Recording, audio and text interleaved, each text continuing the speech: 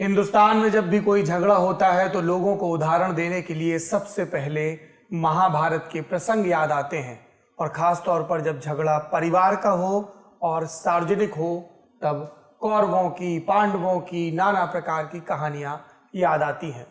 हिंदुस्तान की सियासत में एक ऐसा ही झगड़ा है जो संसद, सड़क और परिवार तीनों मंचों पर हो रहा है। ये झगड़ा स्वर्गीय रामविलास पासवान जी के परिवार का झगड़ा है और इसमें दो गुट बन गए हैं। एक तरफ हैं उनके बेटे और सांसद चिराग पासवान और दूसरी तरफ उनके भाई और सांसद पशुपति पारस। दोनों के अपने अपने दावे, दोनों की अपनी अपनी कानूनी लड़ाई, अपने अपने तर्क। इन सब के बीच सत्य क्या है? तमाम चिट्ठियां हैं, तमाम दावे प्रतिदावे हैं। इस पर बात करेंगे।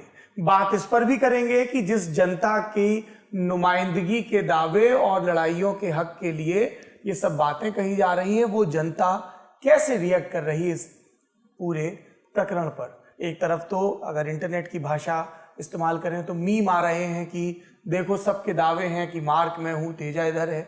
दूसरी तरफ कोई अभिमन्यु और कोई किसी और प्रसंग का जिक्र कर रहा है। इन सब पर बात करने के लिए ललन टॉप के इस पॉलिटिकल इंटरव्यू के प्रोग्राम नेताजी घेरे में आज हमारे साथ हैं चिराग पासवान। चिराग, बहुत बहुत स्वागत आपका। थैंक यू भाई। Ramvilas ji on the record और ऑफ द रिकॉर्ड परिवार पे बड़ा जोर देते थे, मतलब वो छिपाते नहीं थे इस चीज को लेके।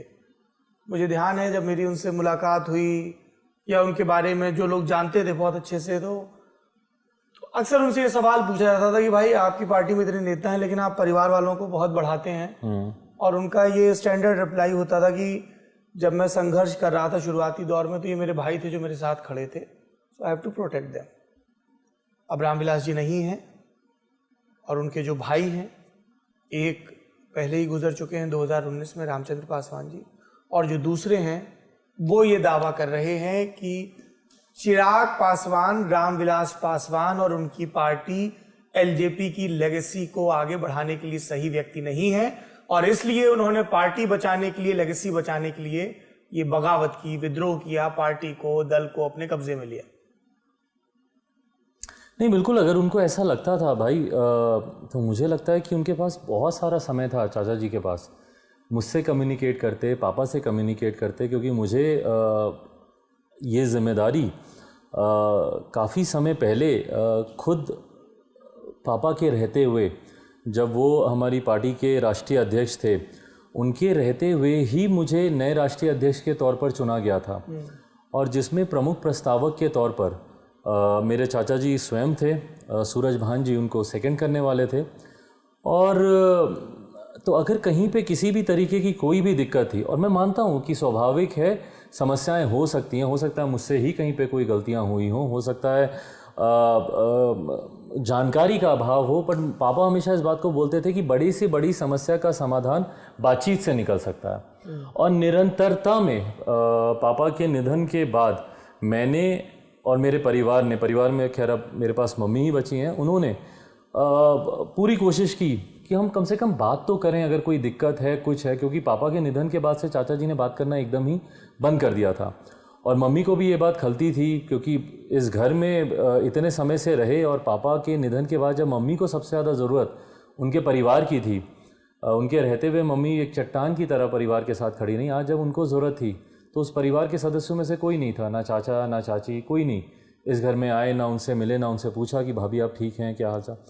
तो किसी से तो कम्युनिकेट करते हैं। मम्मी को भी इस बात की दिक्कत थी, तभी मैंने हार के जब मैंने वो पत्र लिखा होली वाले दिन, जो मैंने ट्विटर पे साझा भी किया, क्योंकि उस दिन मैं अकेला था, डिप्रेस था, परेशान था, क्योंकि होली पापा को बहुत पसंद थी और हम लोग एक बड़ा कार्यक्रम होली के हर साल होता था, पर इस साल पापा नहीं थे। और दुख इस बात का कि कोई भी नहीं था और परिवार का मेरा कोई सदस्य नहीं था उस दिन। तो उस दिन मैंने उनको पत्र लिखा कि चाचा कोई भी दिक्कत हो आप मुझे बुलाइए ना, बैठाइए मुझे, आपका हक बनता है भाई, पापा हैं आप मेरे। हम लोग बिहार में चाचा, मझले पापा, छोटे पापा यही बोलने की आदत है। और पापा के निधन के बाद ईमानदारी की बात है सौरभ भाई, मैं उनमें पापा की ही छवि देखता था। और परिवार का मुखिया होने के नाते, जैसा आपने कहा, मेरे छोटे चाचा, उनका निधन हो गया था 2019 में। पापा के निधन के बाद उस जनरेशन में एक वही बचे थे जो हमारी अगली पीढ़ी को संभालते, हमें मार्गदर्शन देते, हमें आगे चलने की राह दिखाते। तो वो थे नहीं। तो मैंने जब वो पत्र भी लिखा और उसके बाद अभी तक कोई कम्युनिकेशन ही नहीं हुआ। तो यही बात मैं कह रहा हूँ, जो आपका प्रश्न है कि कहीं पे कोई भी दिक्कत थी, मैं नहीं पार्टी को संभाल सकता, आप मुझे बोलते, मैं स्वयं राष्ट्रीय कार्यकारिणी में प्रस्ताव रखता कि आपको राष्ट्रीय अध्यक्ष बनाया जाए। आपको लगता है मेरा अनुभव नहीं है, वैसे ही मंत्रालय में मंत्री पद की अभी कोई कहीं पे कोई चर्चा नहीं थी, बट अगर आपको मंत्री बनना था पार्टी की तरफ से, आप मुझे बताते, मुझसे ज़्यादा और खुशी किसे होती। भाई आप अनुभवी हैं, आप बिहार में आप मंत्री स्वयं रह चुके हैं, आप विधायक इतनी बार रह चुके हैं। अगर आप बोलते, और संभवतः शायद ये परिवार में हम लोगों के, मैं मम्मी के बीच में बैठ के चर्चा भी हो रही थी कि अगर ऐसा होगा, क्योंकि अभी मुझे परिवार को भी थोड़ा समय देना ज़रूरी है, तो हम लोग स्वयं प्रधानमंत्री जी के समक्ष विचार के लिए रखते हैं कि अगर आपको पार्टी की तरफ से किसी को मंत्री बनाना है तो आप चाचा के नाम पर आप विचार करें। चिराग, आप ये सब दावे कर रहे हैं, लेकिन जो आपके आलोचक हैं वो आपके इन दावों में कई कमियां पाते हैं। तो मैं एक एक करके पूछ लेता हूं ताकि आप अपने हिस्से का जवाब दे सकें। आपने कहा कि चाचा आपसे संवाद नहीं कर रहे थे, जबकि वो जब मैं राष्ट्रीय अध्यक्ष बना तो मौजूद थे प्रस्तावक के तौर पर। लेकिन ये भी सबको पता है कि वो 5 मिनट के लिए मीटिंग में आए, और एक जो अमूमन होता है कि परिवार का या पार्टी में कोई नया राष्ट्रीय अध्यक्ष बना तो लंबा प्रोग्राम चलता है वो सब, तो उन्होंने बस खाना पूर्ति की उपस्थिति दर्ज कराई। ये सब पत्रकारों ने दर्ज किया। पहली बात। आपने कहा कि आपने होली के दौरान आपको पुरानी यादें आई और आपने चिट्ठी लिखी। लोग कह रहे हैं कि जब ये 14, 15, 16 जून के जो प्रकरण हुए, जैसे आप तब चाचा के दरवाजे पर पहुंच गए तो आप होली पे चले जाते, पहले चले जाते। आप ये पार्टी की बगावत का इंतज़ार क्यों कर रहे थे? तीसरी चीज़ आपने कही, अगर वो मंत्री बनना चाहते थे तो अपनी बात रखते, हम प्रधानमंत्री को कहते कि हमारे कोटे से चाचा को मंत्री बनाया जाए। चाचा के समर्थकों का कहना है कि उनके कहने पर आपने विधानसभा के टिकट तक नहीं बांटे। तो इस तरीके के इल्ज़ामों पर आपकी क्या टिप्पणी है? भाई सबसे पहले तो जैसा आपने कहा कि 14-15 का जो प्रकरण हुआ, मैं उस वक्त मैं उनके घर चला जाता। उस दिन वाला वो प्रकरण रिकॉर्ड इसीलिए हुआ क्योंकि मीडिया थी वहाँ पे। अच्छा। इससे पहले आप मेरे भाई से कभी बातचीत हो तो आप उनसे पूछेगा, प्रिंस से आप पूछेगा, प्रिंस के माध्यम से, मेरे चाचा के जो बेटे हैं उनके माध्यम से, मुस्कान, और हाँ मुस्कान, आप भले मुझे तो आप भूल ही जाइए कि चलिए मैं तो, मेरे ऊपर तो जो इल्ज़ाम लगाए वो सराखों पर। मम्मी ने कितनी बार फ़ोन किया। अगर आपको मुझसे शिकायत थी, भाई वो तो आपकी भाभी रही हैं। My mother was married to my father for almost 43 years. पिछले 43-44 सालों से आप लोग के संबंध रहे हैं। मम्मी ने आपको छोटे भाई बेटे की तरह हमेशा समझा। आप उनसे बात करते ना कि भाई चिराग से ये सारी दिक्कतें हैं। आपने जिक्र किया उस दिन का, जिस दिन वो सिर्फ 5 मिनट के लिए आए थे। बिल्कुल पापा भी इस बात से चिंतित थे कि भाई क्यों, तो उस दिन खुल के आप पापा से बात करते, पापा को आप बोलते कि भैया ये सारी दिक्कतें हैं, इस वजह से मैं नहीं चाहता कि चिराग को राष्ट्रीय अध्यक्ष। आप आए भी, सही बोला आपने, विरोध दर्ज उन्होंने कराया अपना, जिस तरीके से वो 5 मिनट के लिए रुके, और निरंतरता में ना पापा के रहते हुए कितनी बार, भाई बिहार विधानसभा चुनाव से पहले बार बार ये खबरें आती थी कि पार्टी में टूट हो रही है, पार्टी में टूट हो रही है।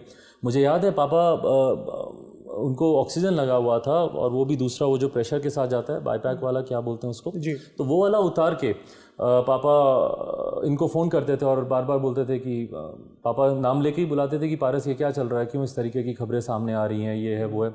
मुझे याद है एक पत्र, एक प्रेस रिलीज़ इन्होंने जारी किया पापा के निधन से 11 दिन पहले, 27 सितंबर 2020 को इन्होंने एक प्रेस विज्ञप्ति इन्होंने जारी की, जिसमें इन्होंने स्पष्ट तौर से लिखा कि पार्टी में कुछ फूट की ऐसी खबरें आ रही हैं कि सांसद अलग हो रहे हैं, जिसमें मेरा भी नाम उसमें शामिल किया जा रहा है। पर मैं इस बात को स्पष्ट कर दूं कि लोक जनशक्ति पार्टी और मैं, हमारे राष्ट्रीय अध्यक्ष आदरणीय चिराग पासवान जी के साथ मजबूती से खड़ा हूं, और उनके हर फैसलों के साथ मैं चट्टान की तरह खड़ा हूं। ये बिहार विधानसभा से पहले, ये बिहार विधानसभा से पहले 27 सितंबर 2020 को ये पत्र, उसका कॉपी आप चाहेंगे तो मैं आपको वो भी मैं दे दूंगा।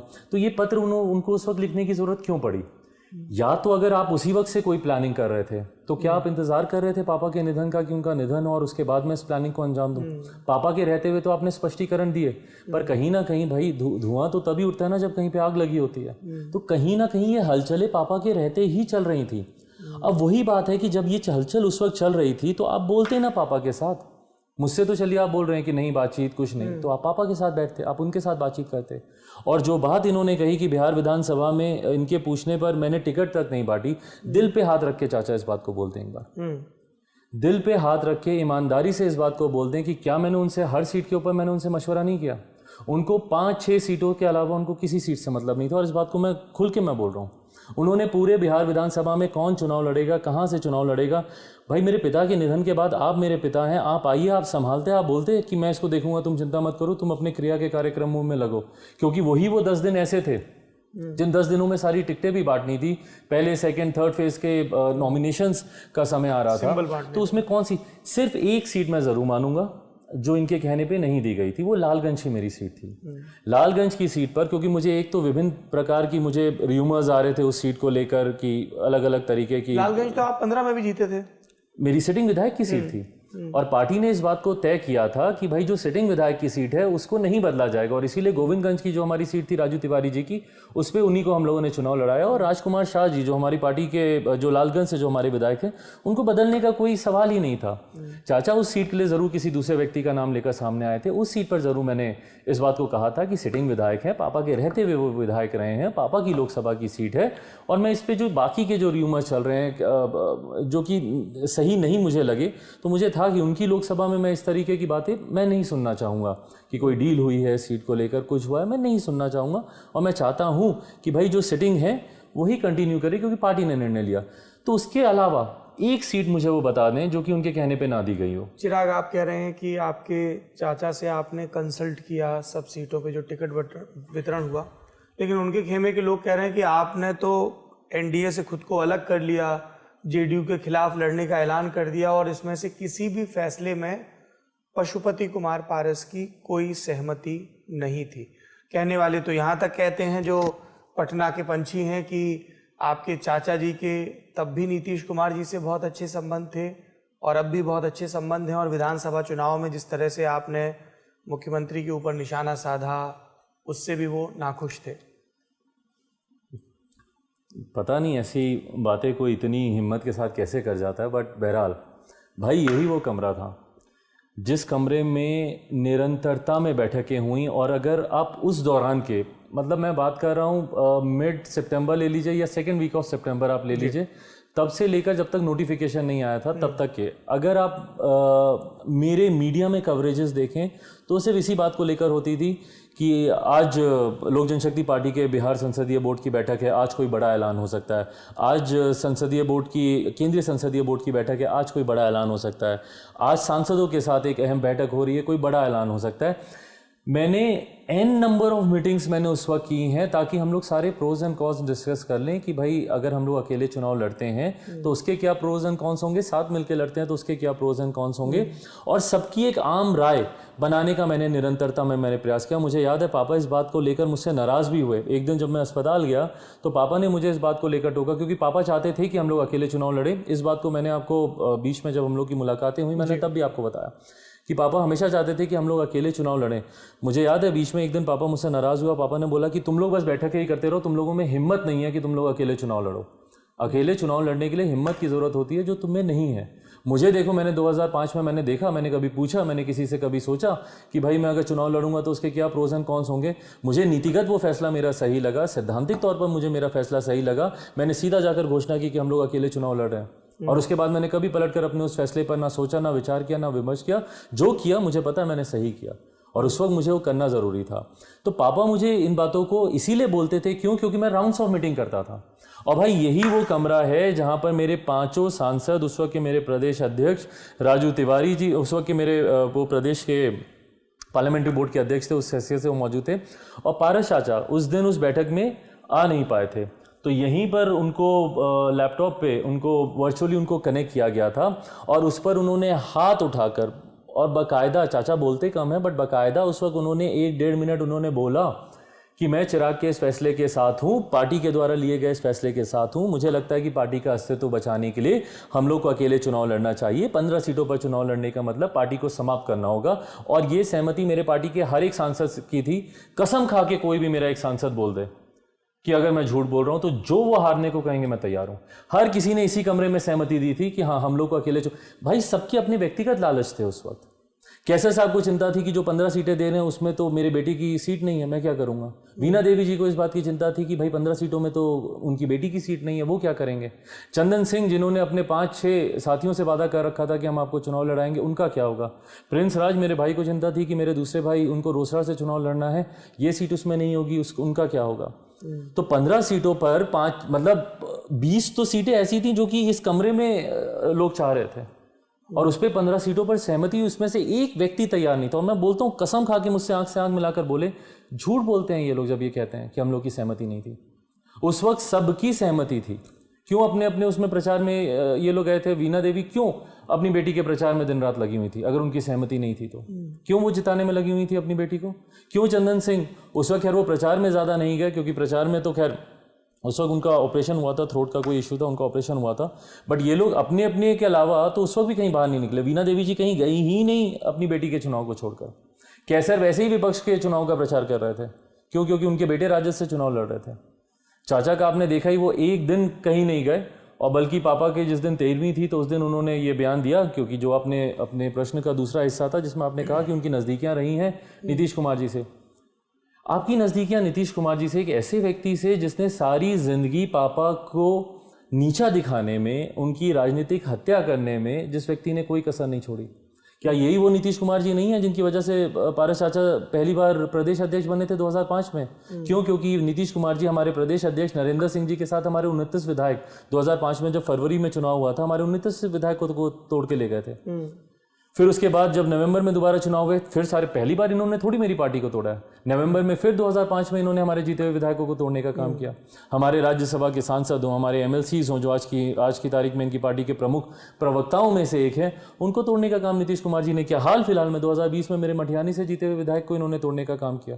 तो जिस व्यक्ति ने आपकी पार्टी को निरंतरता में तोड़ा, जिसकी वजह से आपको पापा ने एक बड़ी जिम्मेदारी 2005 में अध्यक्ष की दी थी कि आप अध्यक्ष बने ताकि नीतीश कुमार जो पार्टी को बार बार तोड़ रहे हैं, आप उसको फ्रंट से आप संभाले। आज आप उसी व्यक्ति के साथ खड़े हैं। दलित महादलित बनाने का किस उद्देश्य से बनाया गया था? और उसमें से पासवानों को सेग्रीगेट करके एक दलित उसमें डालकर सिर्फ रामविलास पासवान जी की राजनीतिक हैसियत को नीचे करने के लिए ये कदम उठाया गया था ना। क्या हाल फिलहाल के प्रकरण मेरे चाचा जी को नहीं पता? क्या उनको नहीं पता कि किस तरीके से राज्यसभा की सीट के लिए नीतीश कुमार जी ने उनसे मिन्नतें करवाई, उनको अपने घर तक बुलाकर पापा को विवश किया कि उनके सामने जाकर पापा गुहार लगाएं कि भाई मुझे आप समर्थन कीजिए राज्यसभा के लिए? क्या ये सारी ह्यूमिलेशन चाचा भूल गए हैं क्या? या उन्होंने, नीतीश कुमार जी ने कोई ऐसा कर लिया कि भाई वो सारे अपने इन पापों से मुक्त हो गए? चिराग, आपने इस प्रसंग का जिक्र किया, थोड़ा मैं चाहता हूं कि आप दर्शकों को विस्तार से बताएं कि वो राज्यसभा के लिए क्या हुआ था, क्योंकि भाजपा से जुड़े सूत्रों का ये कहना है, आप कह रहे हैं 15 सीटें, आप कह रहे हैं कि इसी 12 जनपद के घर में बैठ के बात हुई और वो सांसद ही राजी नहीं थी क्योंकि वो बहुतों को कॉल दे चुके थे अपने परिवार के समर्थकों को। लेकिन बीजेपी से जुड़े सूत्र कहते हैं कि भाई चिराग को बहुत स्पष्ट बताया गया था, गठबंधन है। जब हम 2015 में लड़े थे तब जेडीयू साथ नहीं था, 2017 में वो साथ आए, 2019 के लोकसभा चुनाव में देखिए बीजेपी ने अपनी सिटिंग सीटें छोड़ी, आपको भी एडजस्ट करना पड़ेगा। और लोकसभा में तो आपको ज़्यादा हमने एडजस्टमेंट करवाया नहीं, 1-2 सीट का ही करवाया, और इसीलिए राज्यसभा प्रॉमिस की कि आप विधायकी में 25 सीटों पर लड़ लो और एक राज्यसभा की सीट है उस पर लड़ लो। और ये भी बात हुई कि जो रामविलास जी के निधन से सीट खाली हुई उसमें आपकी जो माता जी हैं रीना जी, अगर वो आना चाहें तो वो भी आ जाए। और इस राज्यसभा प्रकरण पे और उस प्रकरण पे दर्शक जानना चाहेंगे कि तब क्या हुआ था जब रामविलास जी चुनाव लड़े, क्योंकि 2019 में बड़ा क्लियरली मेंशन था 6+1। जी मैं वो राज्यसभा वाला मैं जवाब के दूसरे हिस्से में बताता हूँ। पहले मैं सीटों का मैं पूरा ये झमेला समझा दूँ। भाई मुझे लगता है कोई भी राजनीतिक दल, अगर आप किसी भी गठबंधन में होते हैं तो तार्किक तौर पर सीटों का बंटवारा होना अनिवार्य है। हम लोग खैराती नहीं है कि आप किसी को भी कोई भी बोल दे कि भाई एक काम करो, तुम आज इतनी सीट, आज मेरा मन है कि आज तुम 42 सीटों पर चुनाव लड़ो, पर आज मेरा मन है कि आज तुम सिर्फ 15 सीटों पर चुनाव लड़ो। भाई कोई तार्किक बंटवारा होता है ना। 2014 में मैं मानता हूँ कि 2015 में मैं मानता हूँ कि आपका तार्किक बंटवारा इस आधार पर हो सकता है कि 7 लोकसभा की सीटें लड़े तो 7 छक्के 42 करके इनको आपने 42, वो तार्किक था, लॉजिकल था, मेरे को समझ में आता है। आज की तारीख में जब 6 सांसदों वाली सीट है तो आप मुझे उसका तार्किक उद्देश्य बताएंगे ना कि कैसे आप बोल रहे हैं कि 15, मतलब एक सांसद 2.5 सीटें, कैसे, किस हिसाब से? 2.5 सीटें तो हमें यूपीए के ज़माने में दी जाती थी, बोला जाता था कि इनको 2.5 सीटें दो लड़ने के लिए। इनके पहलवान कहाँ है? तो आज आप मुझे बताएं ना कि जब आप मुझे 15 सीटें दे रहे हैं किस हिसाब से, अगर आप बोलते बिल्कुल मैं तैयार था इस बात के लिए कि भाई एक नया दल आया है, हम लोग को भी कॉम्प्रोमाइज़ करना होगा, एडजस्ट करना होगा, सही बात है। 2019 में लोकसभा के चुनाव में भारतीय जनता पार्टी ने बड़ा दिल दिखाते हुए अपने 5 सिटिंग सांसदों की सीटें कम की। एतराज़ मुझे उस वक्त भी था, उस पर भी मैं आऊँगा कि मुझे उस वक्त क्यों एतराज़ था, बट मुझे पता था कि इस बार जनता दल यूनाइटेड आया, मुझे कम करनी पड़ेंगी। बट आप मुझे तार्किक तौर पर तो बताइए, आप बोलते कि भाई तुम्हारे 6 सांसद हैं तो तुम एक काम करो, तुम 6 छक्के 36 कर लो, या हम लोग 5 के हिसाब से देंगे, 5 विधानसभा के हिसाब से, 6 पंजे तुम 30 कर लो। कुछ तो आप मुझे बताते कि भाई किस हिसाब से 15 सीटें किस हिसाब से? तो 25 बोल रहे हैं, 25 30 इस तरह के आंकड़े आते हैं मीडिया में। भाई मैं ऑन रिकॉर्ड, और बल्कि मैं चाहूँगा कि आपकी टीम के सदस्य हर एक जगह मौजूद रहते हैं, प्लीज़ आप उनसे पूछिए ना। मैं ऑन रिकॉर्ड में बोल रहा हूँ, कोई खंडन करे, भारतीय जनता पार्टी का कोई भी बड़ा नेता इस बात का खंडन करे, क्योंकि मेरे भी लोगों के बीच में ये भ्रम फैलाने का प्रयास किया गया था। मुझे नहीं पता सूत्र कौन थे, बट मेरे भी लोगों ने मुझे आके विधानसभा के चुनाव के बाद कहा कि भैया आपको तो, हम लोग को तो 32 सीटें मिल रही थी, हम लोग को भाजपा के कुछ नेताओं से पता चला, हम लोग को तो इससे पता चला, उससे पता चला कि 32 मिल रही थी। फिर चर्चा हुई 27 सीटों की, फिर चर्चा हुई 25 सीटों की। मैं ऑन रिकॉर्ड बोलता हूँ, कोई भी खंडन करे ना मेरी इस बात का, बोले कि नहीं चिराग जी गलत बोल रहे हैं, हम लोग इनको 15 सीटें नहीं, हम लोग इनको 20 ही बोल दें, मैं तो बोलता हूँ 18 बोल दें, 16 बोल दें। कोई वो 15 पे अटके थे, कोई मुझे इस बात का भी दावा करके बोल दे कि वो मुझे 16 सीटें भी दे रहे थे। 15 सीटें, दैट्स इट, फाइनल पीरियड, उसके आगे कोई बात नहीं हुई थी। राज्यसभा चुनाव में क्या हुआ था जो आपके पिताजी लड़े? अच्छा एक सेकंड, बस मैं एक चीज़ और इस पर मैं क्लियर कर दूं, तो जब ये मुझे आप बोलते हैं 15 सीटें, तो भाई 2019 में वो कौन सा तार्किक बंटवारा था जब आपने 2 सांसदों वाली पार्टी को आपने 17 सीटें दी? ऐतराज़ तो मुझे तब भी था कि आप अपने 5 सिटिंग सांसदों को आप क्यों काट रहे हैं, क्यों आप किसी को इतना ज़्यादा महत्व दे रहे हैं कि 2000, आज बोल रहे हैं ना कि चिराग पासवान ने 2020 में अकेले लड़के क्या उखाड़ लिया, क्योंकि इलेक्टोरल पॉलिटिक्स में जाहिर सी बात है कि आप संख्या देखते हैं, कोई ये नहीं बोलेगा कि 6% वोट इसने कंसोलिडेट किए, जिसको कि 2% 3% वाली पार्टी कहा जाता था। 25 लाख वोट मिले, जबकि एनडीए यूपीए में आज की तारीख में से 12,000 वोटों का फर्क है, ये कोई नहीं देखेगा। तो आप मुझे बताएं कि जब चिराग पासवान को बोला जाता है कि भाई तुमने क्या उखाड़ा अकेले चुनाव लड़के, तो आप मुझे बताएं ना कि नीतीश कुमार जी की पार्टी ने जब 2014 में चुनाव लड़ने गए तो उनको क्या हासिल हुआ? चिराग पासवान तो 2020 के चुनाव में भाई बोल के गया था डंके की चोट पर कि मैं नीतीश कुमार जी को चुनाव हराने के लिए, उनको कमजोर करने के लिए मैं चुनाव लड़ रहा हूं। ये बात मैंने ऑन रिकॉर्ड मैंने बोली थी, और मेरा लक्ष्य एक था, मैंने कभी ये नहीं बोला कि चिराग पासवान सरकार बनाने के लिए चुनाव लड़ रहा है या मैं अपनी सीटें जीतने के लिए, नीतीश कुमार जी को नुकसान पहुंचाने के लिए। और मुझे खुशी है कि मैंने अपना लक्ष्य हासिल किया, तीसरे नंबर की पार्टी बने, आधे से ज्यादा कम सीटें उनकी हुई। आप मुझे बताइए नीतीश कुमार जी 2014 में क्यों चुनाव लड़ने गए थे? क्या वो सरकार बनाने के लिए चुनाव लड़ रहे थे? क्या वो प्रधानमंत्री बनने के लिए चुनाव लड़ रहे थे? हमारे मौजूदा प्रधानमंत्री नरेंद्र मोदी जी को कम करने के लिए चुनाव लड़ रहे थे, उनके खिलाफ चुनाव लड़ रहे थे, उनकी सीटें कम करने के लिए। उसमें उन्होंने कौन सी जीत हासिल की? 2 सीटों पर वो सिमट कर रह गए। तो जब ये लोग बोलते हैं कि भाई चिराग पासवान की क्या हैसियत है, अकेले लड़के इसने क्या उखाड़ लिया, आप भी तो लड़े थे अकेले, आपने क्या कर लिया था? मैंने तो अपने लक्ष्य को पूरा किया, आपको कमजोर करने का आपने कौन सा लक्ष्य पूरा किया? बहरहाल ये सीटों की चर्चा थी। आप जो पूछ रहे हैं कि राज्यसभा का प्रकरण क्या हुआ, राज्यसभा का नामांकन करने का वो दिन था जब हम लोग यहाँ से निकले थे। मैं थोड़ा सा पूजा पाठ में विश्वास रखता हूँ। हम लोगों ने एक समय मुहूर्त निकाला था जिसके आधार पर हम लोगों ने सुबह की फ़्लाइट ली, दोपहर के आसपास पापा को वहाँ पे, मुझे एग्जैक्ट टाइम नहीं याद, 12:30-1 का कोई समय होगा, और वो संजोग से वो लास्ट डे ऑफ नॉमिनेशन भी था कि उसी दिन शाम होते होते तक जो समय था उस दिन वो नामांकन की प्रक्रिया समाप्त होनी थी। तो उस दिन हम लोग को जाके वो नामांकन करना था। सुबह की फ़्लाइट से हम लोग गए। जब पापा फ्लाइट में बैठे, मेरा पूरा परिवार, मम्मी वगैरह सब लोग थे, उस वक्त इनको फ़ोन आया, उस वक्त के नहीं, आज भी प्रभारी हैं संगठन के, भूपेंद्र यादव जी की तरफ से। उस वक्त उन्होंने कहा कि नीतीश कुमार जी थोड़ा नाराज़ चल रहे हैं, और वो नाराज़ चल रहे हैं कि भाई मुझसे तो किसी ने बात ही नहीं की राज्यसभा की सीट को लेकर। तो पापा उस वक्त चिंतित हुए कि भाई बात क्यों नहीं की, हम लोगों ने तो जो भी फैसला हुआ वो साथ में हुआ। और ये फैसला किस दिन हुआ भाई? उस दिन हुआ जब 2019 में सीटों के बंटवारे को लेकर हम लोग की आखिरी मुलाकात हुई थी तत्कालीन भारतीय जनता पार्टी के राष्ट्रीय अध्यक्ष और मौजूदा गृह मंत्री अमित शाह जी के निवास पर मुलाकात हुई थी, जिसमें मौजूदा मुख्यमंत्री मौजूद थे, मेरे पिताजी मौजूद थे, मैं मौजूद था, अध्यक्ष जी भारतीय जनता पार्टी गृह मंत्री अमित शाह जी मौजूद थे, भूपेंद्र यादव जी मौजूद थे। और वो प्रेस कॉन्फ्रेंस आज की भी तारीख में पब्लिक डोमेन पे है, यूट्यूब आप करेंगे तो उसमें अमित शाह जी स्पष्ट तौर पर ये बोलते हुए दिखते हैं कि जो भी पहली एक तो 6 सीटों का उन्होंने बंटवारा बताया कि 17 भाजपा और जदयू लड़ेगी और 6 सीटें लोक जनशक्ति पार्टी को मिलेंगी और बाकी की जो 6 सीटें हैं वो लोक जनशक्ति पार्टी लड़ेगी और एक जो पहली राज्यसभा की सीट आएगी, ये उनके शब्द ऐसे ही थे कि जो पहली राज्यसभा की सीट आएगी वो लोक जनशक्ति पार्टी के राष्ट्रीय अध्यक्ष, उस वक्त वो अध्यक्ष थे पिताजी, आदरणीय रामविलास पासवान जी को हो जाएगी। और उससे ठीक पहले, उससे अगर मैं आधा घंटा रिवाइंड करूं तो उससे ठीक पहले बंद कमरे में विस्तार में इसको लेकर चर्चा हुई और सीटों का कुछ चेंजेस उस वक्त हुए, क्योंकि उस वक्त हम लोग को 5 सीटें और एक दूसरे प्रदेश में देने की बात हुई। फिर उस वक्त बंद कमरे में और चर्चाएं हुई कि नहीं 50-50 का ही बंटवारा भाजपा जदयू में होना चाहिए, नीतीश कुमार जी चाहते थे। तो 17 सीटें बांटी गई, फिर बची हुई से हम लोग और एक राज्यसभा जाएगी। ये सारी विस्तार में चर्चा हुई जिसमें मुख्यमंत्री नीतीश कुमार जी मौजूद थे। उसके बाद उनका ये फ़ोन आना और इस तरीके से कहना, फ्लाइट में मुझे याद है टेक ऑफ से पहले पापा ट्राई करते रहे, फ़ोन करते रहे, नीतीश कुमार जी से उनकी बात नहीं हुई, उन्होंने फ़ोन नहीं उठाया, वो फ़ोन पर नहीं आया। उतरने के बाद क्योंकि समय कम था, फिर पापा ट्राई करते रहे कि वो फ़ोन उठाएं, उन्होंने फ़ोन नहीं उठाया। पापा ने सीधा एयरपोर्ट से गाड़ी हम लोगों ने ली, हम उनके आवास पर गए।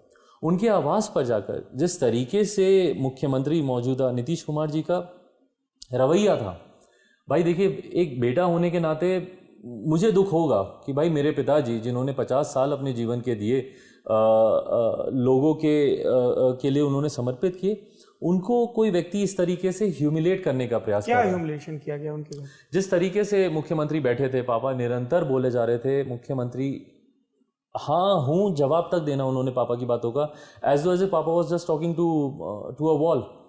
जवाब तक देना जरूरी नहीं समझा। हार के मतलब पापा को he had to do this to him कि अरे चलिए ना, कोई बात नहीं, अच्छा हम ही से ही गलती होगी, मान लीजिए, चलिए हम ही से गलती, चलिए ना, अब समय नहीं है। आखिर तक मुख्यमंत्री को पापा कहते रहे कि आप चलिए साथ में मेरे उसके, नहीं आप चलिए, हम देखते हैं, हम बात करके हम आते हैं, आप चलिए। हम पापा को जिस तरीके से उन्होंने 1.5-2 घंटे, नीतीश कुमार की क्या शिकायत थी कि उनसे रामविलास जी ने समर्थन नहीं मांगा, विधायक कि उनसे समर्थन नहीं मांगा, जबकि ये सारी चर्चा उनके समक्ष हुई थी। दोनों लोगों के बीच कोई संवाद नहीं होता था आपस में? नहीं होता था, ऐसा नहीं है कि नहीं होता था। और पिताजी को आप जानते ही हैं कि वो संवाद रखने वाले व्यक्तियों में से थे, उनके तो अक्रॉस पार्टी लाइंस अच्छे वो संबंध रहे, पर वही आखिरी समय में किसी की मजबूरी का फायदा उठाना। तो फिर नीतीश कुमार नहीं आए शपथ? फाइनली वो आए, जब मुझे लगता है जो हम लोग का मुहूर्त था वो सब समाप्त हो गया और प्रक्रिया के मुझे लगता है आखिर के कुछ 5-7 मिनट रह गए थे, तो उस वक्त वो आए और आखिर में उन्होंने जाकर, जब हम लोग विधानसभा में जाकर हम लोगों ने लगभग आधे पौने 1 घंटे हम लोग इंतज़ार करते रहे इस कश्मकश में कि वो आएंगे, समर्थन होगा नहीं होगा, तो उस तरीके से। और ये एक ही वाक्य नहीं है भाई, कितनी बार जब पापा हॉस्पिटल में थे, जब मुझे एक तरफ देश के राष्ट्रपति का फ़ोन आ रहा था, मेरी राष्ट्रपति जी से मेरी खुद की बात हुई है, प्रधानमंत्री दिन में 2 बार फ़ोन करते थे, कोई सत्ता पक्ष विपक्ष का ऐसा बड़ा नेता, कोई ऐसा मुख्यमंत्री नहीं जिनके फ़ोन मुझे ना आए हो पापा का हालचाल पूछने के लिए। उस वक्त जब प्रेस वाले मुख्यमंत्री बिहार नीतीश कुमार जी से पूछते हैं कि उनकी हालत ख़राब है, तो मुख्यमंत्री बोलते हैं अच्छा मुझे तो नहीं मालूम इस बारे में। एक बार पापा के हॉस्पिटल रहते हुए मुख्यमंत्री ने फ़ोन करके उनका हालचाल पूछना ज़रूरी नहीं समझा। एनडीए की प्रेस कॉन्फ्रेंस जो इन्होंने बीजेपी के साथ की थी, जिसमें सीट शेयरिंग की इन्होंने घोषणा की थी, उस वक्त जिस तरीके से इनका वक्तव्य आया कि अरे जाइए ना रामविलास पासवान जी से पूछिए, अभी आईसीयू में, पूछिए उनसे कि क्या वो अपने 2 विधायकों के समर्थन से ही वो राज्यसभा चले गए थे क्या। तो कदम कदम पर उन्होंने पापा को ह्यूमिलेट करने का कोई मौका नहीं छोड़ा। और मैं तो साक्षात मैंने देखा, और दुख मुझे इसीलिए ज़्यादा होता है कि जो लोग आज उनके साथ खड़े हैं, क्योंकि पारस चाचा भी इन तमाम प्रकरणों में मौजूद थे।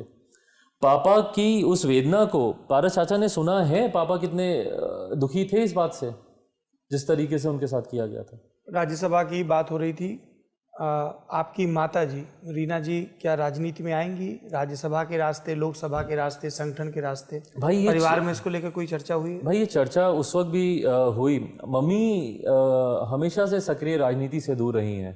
पापा ज़रूर चाहते थे कि वो सक्रिय राजनीति में आए, कई बार पापा ने प्रयास किया, पर जब पापा ही नहीं मना पाए तो अब उनके बाद कौन उनको मना पाएगा, मुझे नहीं पता। तो उस वक्त भी कभी उनका सक्रिय राजनीति में आने का कोई लक्ष्य नहीं था। मैंने उस दौरान ज़रूर ये चर्चा सुनी थी मीडिया के माध्यम से कि मम्मी को राज्यसभा बनाने की बात चल रही है। ना मैंने कभी इस बात की मांग की उस वक्त कि उनको राज्यसभा भेजा जाए, ना मैंने राज्यसभा की उस सीट को रिटेन करने का, क्योंकि मुझे कहीं ना कहीं इस बात का मुझे लगता है कि पापा के भीतर कहीं ना कहीं उन्होंने इस बात का गम भी पाल लिया था कि जिस तरीके से नीतीश कुमार जी ने उनके साथ राज्यसभा की सीट को लेकर व्यवहार किया, पापा कभी कहीं ना कहीं अपने आप को इस बात को लेकर दुखी महसूस करते थे कि आज मुझे कोई दूसरा व्यक्ति, 50 साल मैंने अपने स्वाभिमान पर, अपने स्वतंत्रता पर मैंने राजनीति की, आज मुझे किसी दूसरे से सुनना पड़ रहा है कि आज उसकी वजह से मैं यहाँ पर हूँ। तो जो सीट पापा खुद ही इनको वापस कर गए थे, तो उस सीट पर मुझे कोई हक जताने का कोई औचित्य ही नहीं बनता। और उस सीट पर मेरी माताजी जाएं तो बिल्कुल ही नहीं। मम्मी ने खुद ही डे वन बोला था कि जब पापा का निधन हुआ कि मुख्यमंत्री इस बात को बोलते हैं कि भाई हमारी वजह से ये गए, तो आज पापा उनको अपनी सीट वापस कर गए। बना लें उनको, जिनको भी उस सीट से सांसद बनाना है। बार बार सांसदी का जिक्र आ रहा है। आपकी पार्टी के 5 सांसद हैं जिन्होंने लोकसभा अध्यक्ष ओम बिरला को जाकर पत्र सौंपा। हम ही असली एलजेपी हैं, हम ही इस पार्टी के नेता हैं, आदि इत्यादि। मैं उन 5 सांसदों के पॉलिटिकल कंपल्शंस और आपकी उनके साथ पॉलिटिकल इक्वेशन क्या है, आपकी आखिरी बातचीत क्या हुई, ये जानना चाहता हूँ। सबसे पहले मैं चंदन सिंह का जिक्र करूँगा। नवादा से सांसद हैं, सूरजभान सिंह के भाई हैं, और आपने अपनी जो मार्च वाली चिट्ठी रिलीज़ की उसमें भी इस बात का जिक्र किया था।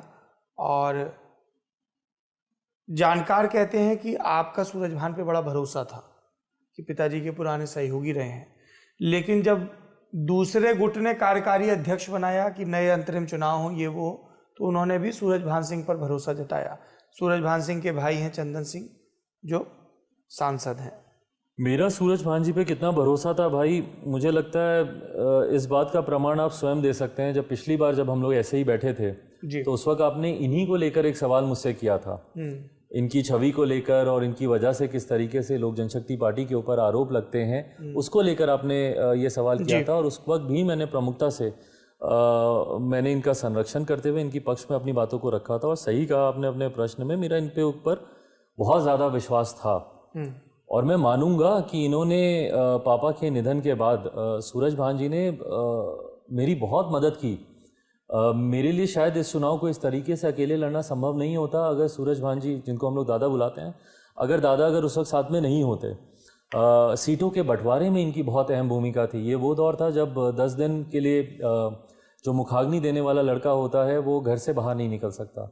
तो उस दौरान कौन से क्षेत्र से कौन चुनाव लड़ेगा, कैसे लड़ेगा, रोज़ रात मेरी इनसे बातचीत होती थी। दिन भर ही अपना होमवर्क करते थे, सीटों के बंटवारे को लेकर, सारी चीज़ों को लेकर। रात में हम लोग बैठते थे, फ़ोन पे दादा क्यों चले गए छोड़ के? तो दादा पर मुझे बहुत ज़्यादा विश्वास था, पर वही मुझे इस तरीके से धोखा दे देंगे। और पार्टी तो एक तरफ भाई परिवार को तोड़ने में, और मैं बोलूँगा इस बात को, परिवार को तोड़ने में मुझे हनुमान कहा जाता है भाई आज की तारीख में। सही मायनों में ये मेरे पिताजी के हनुमान थे। पर हनुमान ने हमेशा प्रयास किया कि कैसे परिवार एकजुट रहे। हनुमान तो माता सीता को ढूंढने और लंका दहन करने के लिए जाने गए, पर आपने राम लक्ष्मण को ही अलग करने का आपने काम कर दिया। सूरजभान जी से आपकी आखिरी दफ़ा बातचीत कब हुई थी? मेरी इस पूरे प्रकरण से, मतलब मेरे बीमार होने से मुझे लगता है 2 दिन 3 दिन पहले इसी कमरे में आए थे, यहीं पे बैठे हुए थे, यहीं पे मेरी उनसे बातचीत हुई थी। और उस वक्त चाचा की गतिविधियों को ही लेकर वो चिंतित थे। पूछेगा आप उनसे, क्या उन्होंने आकर मुझसे 1.5 घंटा 2 घंटा यहाँ पे बैठ के बात नहीं की कि अरे वो पता नहीं किस बात को लेकर नाराज चल रहे हैं। आज अगर मैं सही में मैं इस बात को मैं बोल दूं ऑन कैमरा कि उस दिन उन्होंने चाचा को लेकर मेरे बारे में क्या क्या बातें कहीं, तो उन दोनों के रिश्तों में दरार आने की बात आ जाएगी। क्या क्या नहीं बोला उन्होंने कि चाचा क्या बोलते हैं नहीं बोलते हैं। और ये देखिए, ये कहीं ना कुछ लोग, अब मैं सोचता हूँ तो मुझे समझ में आता है, कुछ लोग ऐसे रहे हैं जिन्होंने मेरे पास आकर चाचा की बुराई करते थे और चाचा जी के पास जाकर मेरी बुराई करते थे। और इसीलिए पूछेगा, मैंने स्पष्ट रूप से मैंने इस बात को बोला था कि देखिए चाचा जी के बारे में मैं एक शब्द नहीं सुनूंगा, वो मेरे चाचा हैं, उनको मुझसे शिकायत है, मुझे उनसे शिकायत है, मैं बंद कमरे में निपटाऊंगा। बट कुछ लोग जो उस माहौल का फायदा उठाना चाहते थे कि अरे जाके हम चाचा के बारे में बोलेंगे, सूरजभान सिंह उन लोगों में से एक थे। बिल्कुल, मेरे पास आकर उन्होंने क्या कुछ नहीं बोला उस दिन चाचा जी के बारे में। और अभी से ही नहीं, उनके बोले कि हमारे हमसे बेहतर कौन जानता है उनको, हम नहीं जानते वो इतने सालों से पार्टी में क्या कर रहे हैं नहीं कर रहे हैं, अध्यक्ष रहते हुए उन्होंने क्या कर लिया, चुनाव लड़ाने की उनकी प्रक्रिया क्या रही, कैसे रही, क्या क्या नहीं उनके ऊपर उन्होंने आरोप लगाए। आज किस लालच में वो पार्टी से अलग होने की कोशिश कर रहे हैं। पापा के रहते हुए उनकी क्या भूमिका रहती थी, उनके क्या षड्यंत्र रहते थे, क्या क्या चीज़ें उस दिन सूरजभान जी ने मुझे नहीं बोली। मिलेंगे कभी तो पूछेगा उनसे कि इस कमरे में बता दें वो ईमानदारी से उन्होंने मुझे क्या क्या नहीं बोला। और आज जिस तरीके से लोकसभा के मैंने बोला, विधानसभा के चुनाव में दादा ने मेरी बहुत मदद की सीटों को के बंटवारे में। चंदन सिंह जी उस चिट्ठी प्रकरण के बाद, अलग होने के बाद आपने सूरजभान सिंह को फोन किया? नहीं, मेरी नहीं, मम्मी की बात हुई, क्योंकि मेरा फोन तो किसी ने उठाया नहीं। बट इस पूरे प्रकरण के बाद मम्मी की ज़रूर उनसे अगले दिन बात हुई। और उस दिन दादा ने इस बात को बोला कि नहीं भाभी कुछ नहीं है ऐसा, बस ये इनका था कि ये नेता बने, वो बने, इसके लिए नेता बने? पारस चाचा नेता बने, तो इसीलिए हम लोगों को इनका साथ देना पड़ा, नहीं बनते तो ये अलग हो जाते, ये हो जाते, वो जाते। उस दिन मम्मी से भी इन्होंने लंबी बातचीत की और उस वक्त इन्होंने बोला कि नहीं, पार्टी के राष्ट्रीय अध्यक्ष चिराग ही रहेंगे, आप इस बात के लिए मत सोचिए। बस इनको बस ये था कि ये नेता सदन बन जाए, ये बन जाए, मंत्री बनने का है थोड़ा। तो मम्मी बोली बनना है तो भाई बने, क्या दिक्कत है उसमें, हम लोग कहाँ मना कर रहे हैं, हमसे बात तो करें एक बार। तो बोले कि नहीं, मैं इनको लेके आऊँगा, हम लोग बैठेंगे। ये मम्मी से बात हुई अगले दिन, और ये उस वक्त की बात है जिसके 2 दिन के बाद इन्होंने स्वयं जाकर ये कार्यकारी अध्यक्ष बन गए और इनके नेतृत्व में उस ग्रुप के लोक जनशक्ति तथाकथित उस का जो ग्रुप है उसके ये अध्यक्ष बन गया जाकर। तो मम्मी से बात करके जो व्यक्ति, उनको मम्मी को भी दुख था कि भाई जब मुझे इस तरीके से इन्होंने कहा कि मैं आ रहा हूँ, बैठ के बात करेंगे। सूरज भान जी की वाइफ जो मेरी बहन के समान है, दादा की वाइफ वीणा देवी, उन्होंने मुझे फ़ोन कर बोला कि नहीं, ये बहुत गलत हो रहा है, मैं इसका विरोध करती हूँ। संभवतः शायद वो उस दिन जो सो कॉल्ड राष्ट्रीय कार्यकारिणी की बैठक हुई 7-8 लोगों के साथ, उसमें जाकर शायद उन्होंने अपना विरोध भी दर्ज कराया। तो हम लोग के तो संबंध इनसे, इनके परिवार से रहे हैं। चंदन सिंह का चुनाव लड़ने का कारण ही ये रहा कि सूरज भान जी के भाई थे। बट उसके बाद ये परिवार को ही तोड़ देंगे इस तरीके से, भाई को भाई से अलग कर देंगे। भाई मैं आपको बोलता हूँ ईमानदारी से सौरभ भाई, मुझे जहाँ इस बात की तकलीफ है सबसे ज़्यादा कि चाचा अलग हुए, मुझे बहुत ज़्यादा इस बात की तकलीफ है कि मेरे बेटे समान मेरा भाई मुझसे अलग हुआ। आपने तो मुझसे मेरी पूरी दूसरी पीढ़ी ही छीन ली ना, अगली पीढ़ी। मैंने आज तक घर में मैं आपको जो तस्वीरें दिखा रहा था, दिन त्योहार हम लोग कैसे मनाते थे, चाचा के बच्चे, यही ना परिवार होता है। तो मेरे आगे मेरी जनरेशन में कौन था, मेरे यही भाई थे ना, कृष्ण था, प्रिंस था, मुस्कान थे, ये इनके बच्चे, हम सब के बच्चे मिलके आपस में खेलते कूदते, होली दिवाली पे मिलते। आपने तो मेरी पूरी अगली पीढ़ी ही छीन ली, मुझसे पूरा परिवार ही खत्म करवा दिया। महबूब अली कैसर, इसको लेके हमने पहले भी चर्चा की कि बड़ी कहानियाँ चलती हैं कि 2014 में उन्हें कैसे टिकट मिला, और जब हम 2019 के चुनाव में भी गए थे तब भी ये खबरें आ रही थी कि इनका टिकट काटा जा सकता था, कट सकता था, लेकिन नहीं काटा गया। कांग्रेस की एक लंबी पृष्ठभूमि से आपकी पार्टी में आए थे और इनके बेटे विधानसभा चुनाव में आरजेडी से चुनाव लड़े। महबूब अली कैसर से आपकी बिल्कुल भी नहीं बनती थी? शायद मेरे अलावा उनकी किसी से नहीं बनती थी, और इसीलिए मैं बोल रहा हूँ कि अब नहीं समझ में आता कि आप किस पे विश्वास करें। लालच, प्रलोभन, पापा हमेशा बोलते थे कि खून से ज़्यादा गहरा रिश्ता विचारों का होता है। तो मुझे था कि शायद ये वैचारिक तौर पर ये हम लोग के पक्ष में इतना ज़्यादा है, तो इसीलिए जहाँ एक तरफ मुझे खून के रिश्तों का दुख हुआ, वहीं वैचारिक तौर पर मुझे सबसे ज़्यादा कैसर साहब का ही दुख हुआ। आज वो जिनके साथ खड़े हैं, और अब पता नहीं अब आज की तारीख में भी वो उनके साथ भी हैं कि नहीं, बट पारस चाचा, उन्होंने आज उनसे पूछेगा कभी कैसर साहब से किसकी वजह से उनको टिकट मिला। और मैं मानता हूँ कि कैसर साहब अल्लाह पर यकीन रखने वाले में से हैं, वो नमाज पढ़ते हैं बाकायदा, वो विश्वास रखते हैं, वो झूठ नहीं बोलेंगे दिल पे हाथ रख के, इतना मैं मानता हूँ। आज उनसे पूछेगा ना कि भाई आपको किसने टिकट दिलाने का काम किया था 2019 में, और कौन आपके खिलाफ खड़ा था। पारस चाचा ने एड़ी चोटी का जोर लगा लिया था कि कैसर साहब को 2019 में चुनाव लड़ने का मौका नहीं मिले। रात में 2:30 बजे, मुझे याद है, पापा तो अब नहीं है, बट अगर मम्मी से आप पूछना चाहें, सब लोग सो गए थे, 1:30 बजे मैंने पापा को उठाया था नींद से, क्योंकि अगले दिन सुबह चाचा जिसको टिकट देना चाह रहे थे उनकी पटना में ज्वाइनिंग थी, उनको सिंबल मिलना था। और मुझे ये बात मैंने बार बार बोला, मैं संगठन का आदमी हूँ, मुझे अक्सर मुझे कुछ कंजर्वेटिव चीज़ें जो रूढ़िवादी हैं वो मुझे जचती हैं। मुझे था कि भाई मेरा सिटिंग सांसद रहा, मैं क्यों इनकी टिकट काटूँ। उन 5 सालों में इन्होंने पार्टी गति विरोधी कौन सी ऐसी एक्टिविटीज़ की हैं जिनकी वजह से मैं इनका टिकट काटूँ, और जो नया व्यक्ति आ रहा है उस पर मैं क्यों इतना विश्वास। कौन था वो नया व्यक्ति? वो चर्चाओं में था उस वक्त, अभी अब क्या ही अब उसका जिक्र करें, चर्चाओं में था। अगले दिन उनकी ज्वाइनिंग का था, मिलन समारोह के पोस्टर्स लग चुके थे। तो बहरहाल वो दूसरी पार्टी से विधायक हैं, तो मैं ज़्यादा जिक्र अभी इस मंच पे नहीं करना उचित है। बट रात में 1:30 बजे मैंने पापा को उठाया और फिर मैंने पूरी बात उनसे दोबारा कही। मैंने बोला कि मेरा दिल नहीं इजाज़त दे रहा, और मुझे लगता है कि हम लोगों को कैसर साहब के साथ ही रहना चाहिए। पार्टी के साथ वो रहे हैं, 5 साल समर्पण के साथ उन्होंने काम किया। 2:30 बजे ये मेरा फ़ोन नहीं उठा रहे थे रात में, जब मैं इनको फ़ोन कर रहा था कैसर साहब। फिर उसके बाद मैंने इनके अपने एक सहयोगी को मैंने इनके घर भेजा, तो फ़ोन क्यों नहीं उठा रहे थे, क्योंकि ये नमाज़ पढ़ रहे थे उस वक्त। और मेरे सहयोगी ने जब इनसे मेरी बात कराई, तो मैंने बोला कि चलिए अब आपकी दुआ कबूल हुई है, आप ही चुनाव लड़ेंगे 2019 का। जमुई में, क्योंकि उस दिन रात में बात हुई, और जमुई में जब मैं अपने नामांकन के लिए गया उसमें कैसर साहब मौजूद थे। वहाँ पर जहाँ पर मैं ठहरता हूँ जमुई में, उसी कमरे में पापा मम्मी सबकी मौजूदगी में इनको नॉमिनेशन का ये लेटर, ये जो सिंबल होता है वो दिया गया, AB फॉर्म इनको पकड़ाया गया। तो ये सारी, और एक व्यक्ति जो इनके खिलाफ था आज ही उनके साथ खड़े हैं लालच के लिए, और जिस व्यक्ति ने इनकी दुख की घड़ी में इनका साथ दिया। तो जब कोई आपको ऐसे धोखा दे तो बताए ना कि किस पे विश्वास किया जाए फिर। प्रिंस राज, आपके भाई समस्तीपुर के सांसद बाई इलेक्शन से जीते, यहाँ जिस ड्राइंग रूम में बैठ के हम लोग बातचीत कर रहे हैं, ये अमतेश जी तस्वीर खींच लीजिएगा।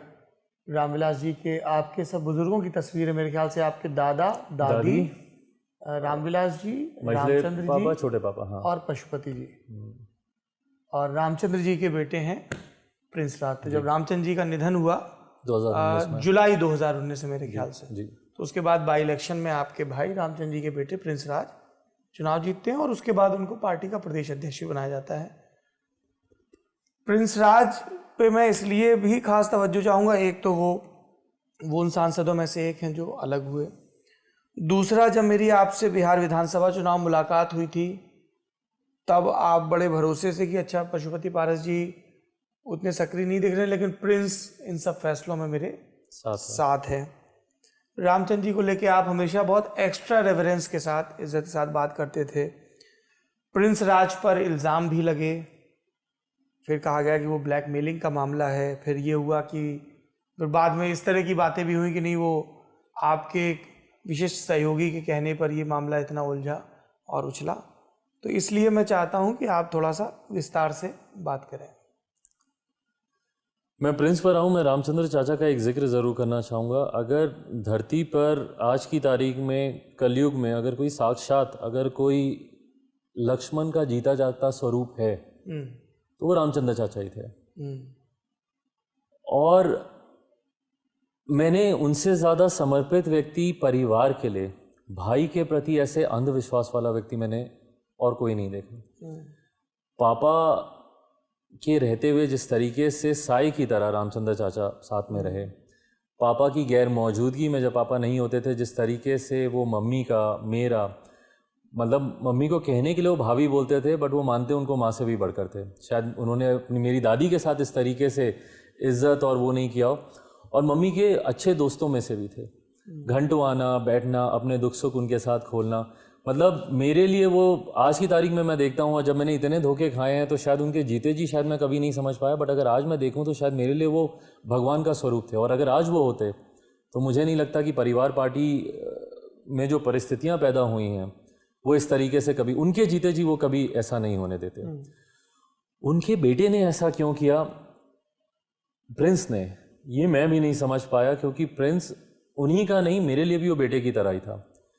हम दोनों में कुछ 5-6 साल का एज डिफरेंस है। और मुझे याद है कि जब मैं कॉलेज में होता था और प्रिंस के वो आखिर के स्कूल के दिन, अभी भी आप देखेंगे गोल मार्केट में इसका स्कूल था, वहाँ पे गार्जियन के तौर पे शायद मेरा ही नाम होगा। इसकी हर रिपोर्ट कार्ड्स मैंने साइन की। इसकी पीटीए मीटिंग्स में मैं जाता था, चाचा चाची कभी नहीं जाते थे इनकी पीटीए मीटिंग्स में, उसमें मैं जाता था। और बचपन में इसको मैंने पढ़ा है, मेरी बायोलॉजी अच्छी थी, बायो में इसको बैठ के मैं बचपन में इसको पढ़ाता था, मैथ्स में इसको बचपन में बैठ के मैं पढ़ाता था। तो मेरे लिए वो बेटे की तरह था। और आपने हम दोनों को व्यक्तिगत तौर पर भी देखा, और आपसे जितनी बार भी जिक्र हुआ आपने वो विधानसभा के भी चुनाव का, मेरा इसके ऊपर वही अंधविश्वास था कि कुछ हो जाए, मेरा भाई है, ये मुझे धोखा नहीं देगा। और मुझे मज़ा आता था, मुझे ऐसा लगता था I was living my parenthood with Prince. और जैसे पापा ने जो चीज़ें मेरे साथ की, मैं इसके ऊपर मैं करता होता था। 2014 में जब हम लोग जीत के गए तो पापा मुझे सिखाते थे कि अरे ऐसे जाके क्वेश्चन लगाना है, सामने मार्शल है, ये करना है, वेल में जाके इस तरीके से कर सकते हैं, ये कर सकते हैं। जो जो पार्लियामेंट्री प्रोसेसेस पापा ने मुझे सिखाए वो मैं प्रिंस को सिखाता था 2019 में, क्योंकि तब पापा राज्यसभा में चले गए थे। तो मैं पापा की भूमिका में अपने आप को देखता था और मैं वो मज़ा आता था। हम लोग, आप कभी भी देखेंगे, हम लोग एक प्लेट में खाते थे। कितनी बार हम लोगों को सेंट्रल हॉल में टोका गया, प्रिंस और मुझे, कि अरे तुम लोग एक साथ ही खा रहे हो, ये कर रहे हो, वो कर रहे हो। तो इससे ज़्यादा खूबसूरत हम दोनों का जो रिश्ता था हो नहीं सकता था। और मुझे घमंड था, गर्व था। पार्लियामेंट में जब हम दोनों साथ चलते थे, लोग बोलते थे अरे you look like twin brother, तुम दोनों एक जैसे पहनते, ओढ़ते, दिखते, बोलते हो। मुझे गर्व होता था कि मेरा भाई एक ऐसा है जिसको कि लोग पसंद करते हैं, उसके बारे में अच्छी बातें करते हैं।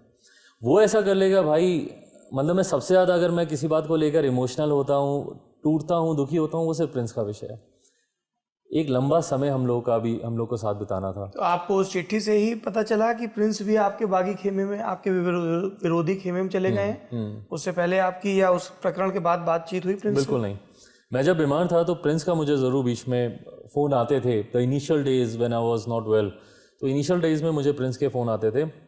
और मुझे याद है जब मेरा तीसरे या चौथे दिन का फीवर था तो उस दिन मेरी प्रिंस से बात हुई थी।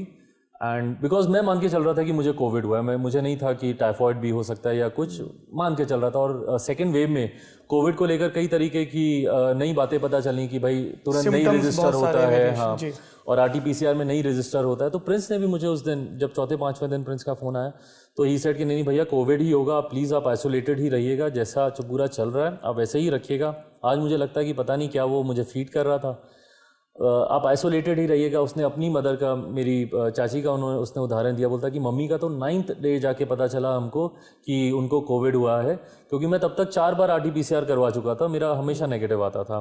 तो बोलता कि 9-10 डे भी जाके कभी कभी पता चलता है। तो मेरी आखिरी बार मेरी उससे बात उसी वक्त हुई एंड ही सेड कि नहीं भैया आप आइसोलेटेड ही रहिएगा, ध्यान रखिएगा, ये वो। और उसके बाद से मेरी प्रिंस से कभी बात नहीं हुई। आज मुझे लगता है कि क्या ये मुझसे फिलर ले रहे थे कि हाँ इसको पक्का इसको कोविड ही है ना, अगर है तो ये 20-25 दिन तो ये घर से बाहर निकलेगा नहीं, आइसोलेशन में बाय डिफ़ॉल्ट इसको रहना पड़ेगा। और उस वक्त पीठ पीछे ये सारा षड्यंत्र रचा गया। मैं मानना चाहूँगा कि प्रिंस ने उस दिन सही में मेरे हालचाल के लिए उसको चिंता थी, इसलिए फ़ोन किया। बट आज जब मैं सोचता हूँ तो दुविधा आती है मेरे मन में कि क्या वो मुझसे ये जानना चाह रहा था कि मैं आइसोलेशन में हूँ कि नहीं, ताकि ये लोग बाहर निकल कर इस सारे षड्यंत्र को अंजाम दे सकें। तो हाँ, मेरी आखिरी उससे जब बातचीत हुई और उसके बाद से, बल्कि बीच में मुझे लगा भी, क्योंकि मेरा फीवर 103-104 लगभग 18 दिन चला, तो मुझे था भी कि भाई इतने लंबे समय तक, और उस वक्त जब आप फीवर में होते हैं इतना वीकनेस होती है कि किसी से बात करना तो दूर, आपको टीवी में अकेला ही कमरे में लेटा रहता था। और मैं आइसोलेशन के, मैं एक्चुअल में कोरोना प्रोटोकॉल्स फॉलो कर रहा था, मुझे डर था कि गलती से भी परिवार में किसी और को मेरी वजह से नहीं हो। तो बट उसके बाद फिर प्रिंस का जब फ़ोन नहीं आता था, बीच में 1-2 बार मुझे लगा, आई थॉट ऑल्सो कि मैं फ़ोन करता हूँ, मैं मैसेज करता हूँ, बट वीकनेस इतनी थी कि मेरी खुद की हिम्मत नहीं हुई।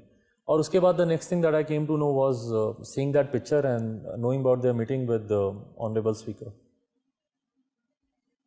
एक तो सांसद पशुपति पारस हो गए जिनके सब दावे और विस्तार से बात हुई। वीणा देवी, वैशाली से सांसद। वीणा देवी जी, जस्ट लाइक कैसर, मैंने कैसर जी के प्रकरण में मैंने इस शब्द को मैंने नहीं जोड़ा था, इस वाक्य को, बट जस्ट लाइक कैसर साहब, वीणा देवी जी भी उनमें से थी जिनसे मेरी निरंतरता में बातचीत और मुलाकातें होती थी। और मुझे भी अच्छा लगता था कि ये दो प्रोएक्टिवली, ऐसे मेरे दोनों सांसद थे। फॉर दैट मैटर इवन चंदन भी, उनका भी बहुत ज़्यादा आना जाना होता था। मैं उनके घर यहीं बगल में फिरोशा रोड में ही वो रहते हैं, मैं उनके घर जाता था, हाल जब उनकी तबीयत ठीक नहीं थी उस वक्त भी मैं उनके घर गया। ये उन लोगों में से थे जो प्रोएक्टिवली एक एफर्ट रखते थे पार्टी के कार्यक्रमों में शामिल होने का, नीतियों में अपने इनपुट्स देने का, मुझसे व्यक्तिगत निरंतरता में बातचीत और मुलाकातें करने का। वीणा जी मुझे कई बार मेरे मोबाइल पर फ़ोन करती थी, उनकी बेटी जो हमारी पार्टी की प्रत्याशी थी उनसे मेरी डायरेक्ट बात होती थी। घर पर वो बहुत बार आती थी और बहुत उनसे मेरी मुलाकातें होती थी। और उनके वो दावे कि कुछ हो जाए, ये भी उन्हीं लोगों में से हैं जो मुखरता से, प्रमुखता से चाचा जी के खिलाफ मेरे सामने बातों को रखते थे। और जैसा मैंने कहा कि इन सब बातों पर मैंने पूरी तरीके से पूर्ण विराम मैंने लगा रखा था, और कोई भी बोलता था तो मैं तुरंत टोकता था कि देखिए मेरे परिवार की बातें हैं, और उनकी एक अपनी कार्यशैली रही है और उनकी 50 साल से रही है। भाई अब मैं नहीं बदल सकता, किसी की एक वे ऑफ वर्किंग हो जाता है, उनका वे ऑफ बोलना होता है, तो मैं नहीं। बट ये और भी बहुत तरीक़ों से आके इनसे मेरी मुलाकातें होती थी, इनकी अपनी चिंताएं होती थी, इनकी सुपुत्री को लेकर कि कैसे उनको पार्टी में आगे प्रमोट किया जाए, उसको लेकर इनकी मुलाकातें होती थी। इनके हस्बैंड जो पूर्व MLC हैं दिनेश जी, उनके बारे में काफ़ी बातें करती थी, उनके भविष्य को लेकर, ये सब।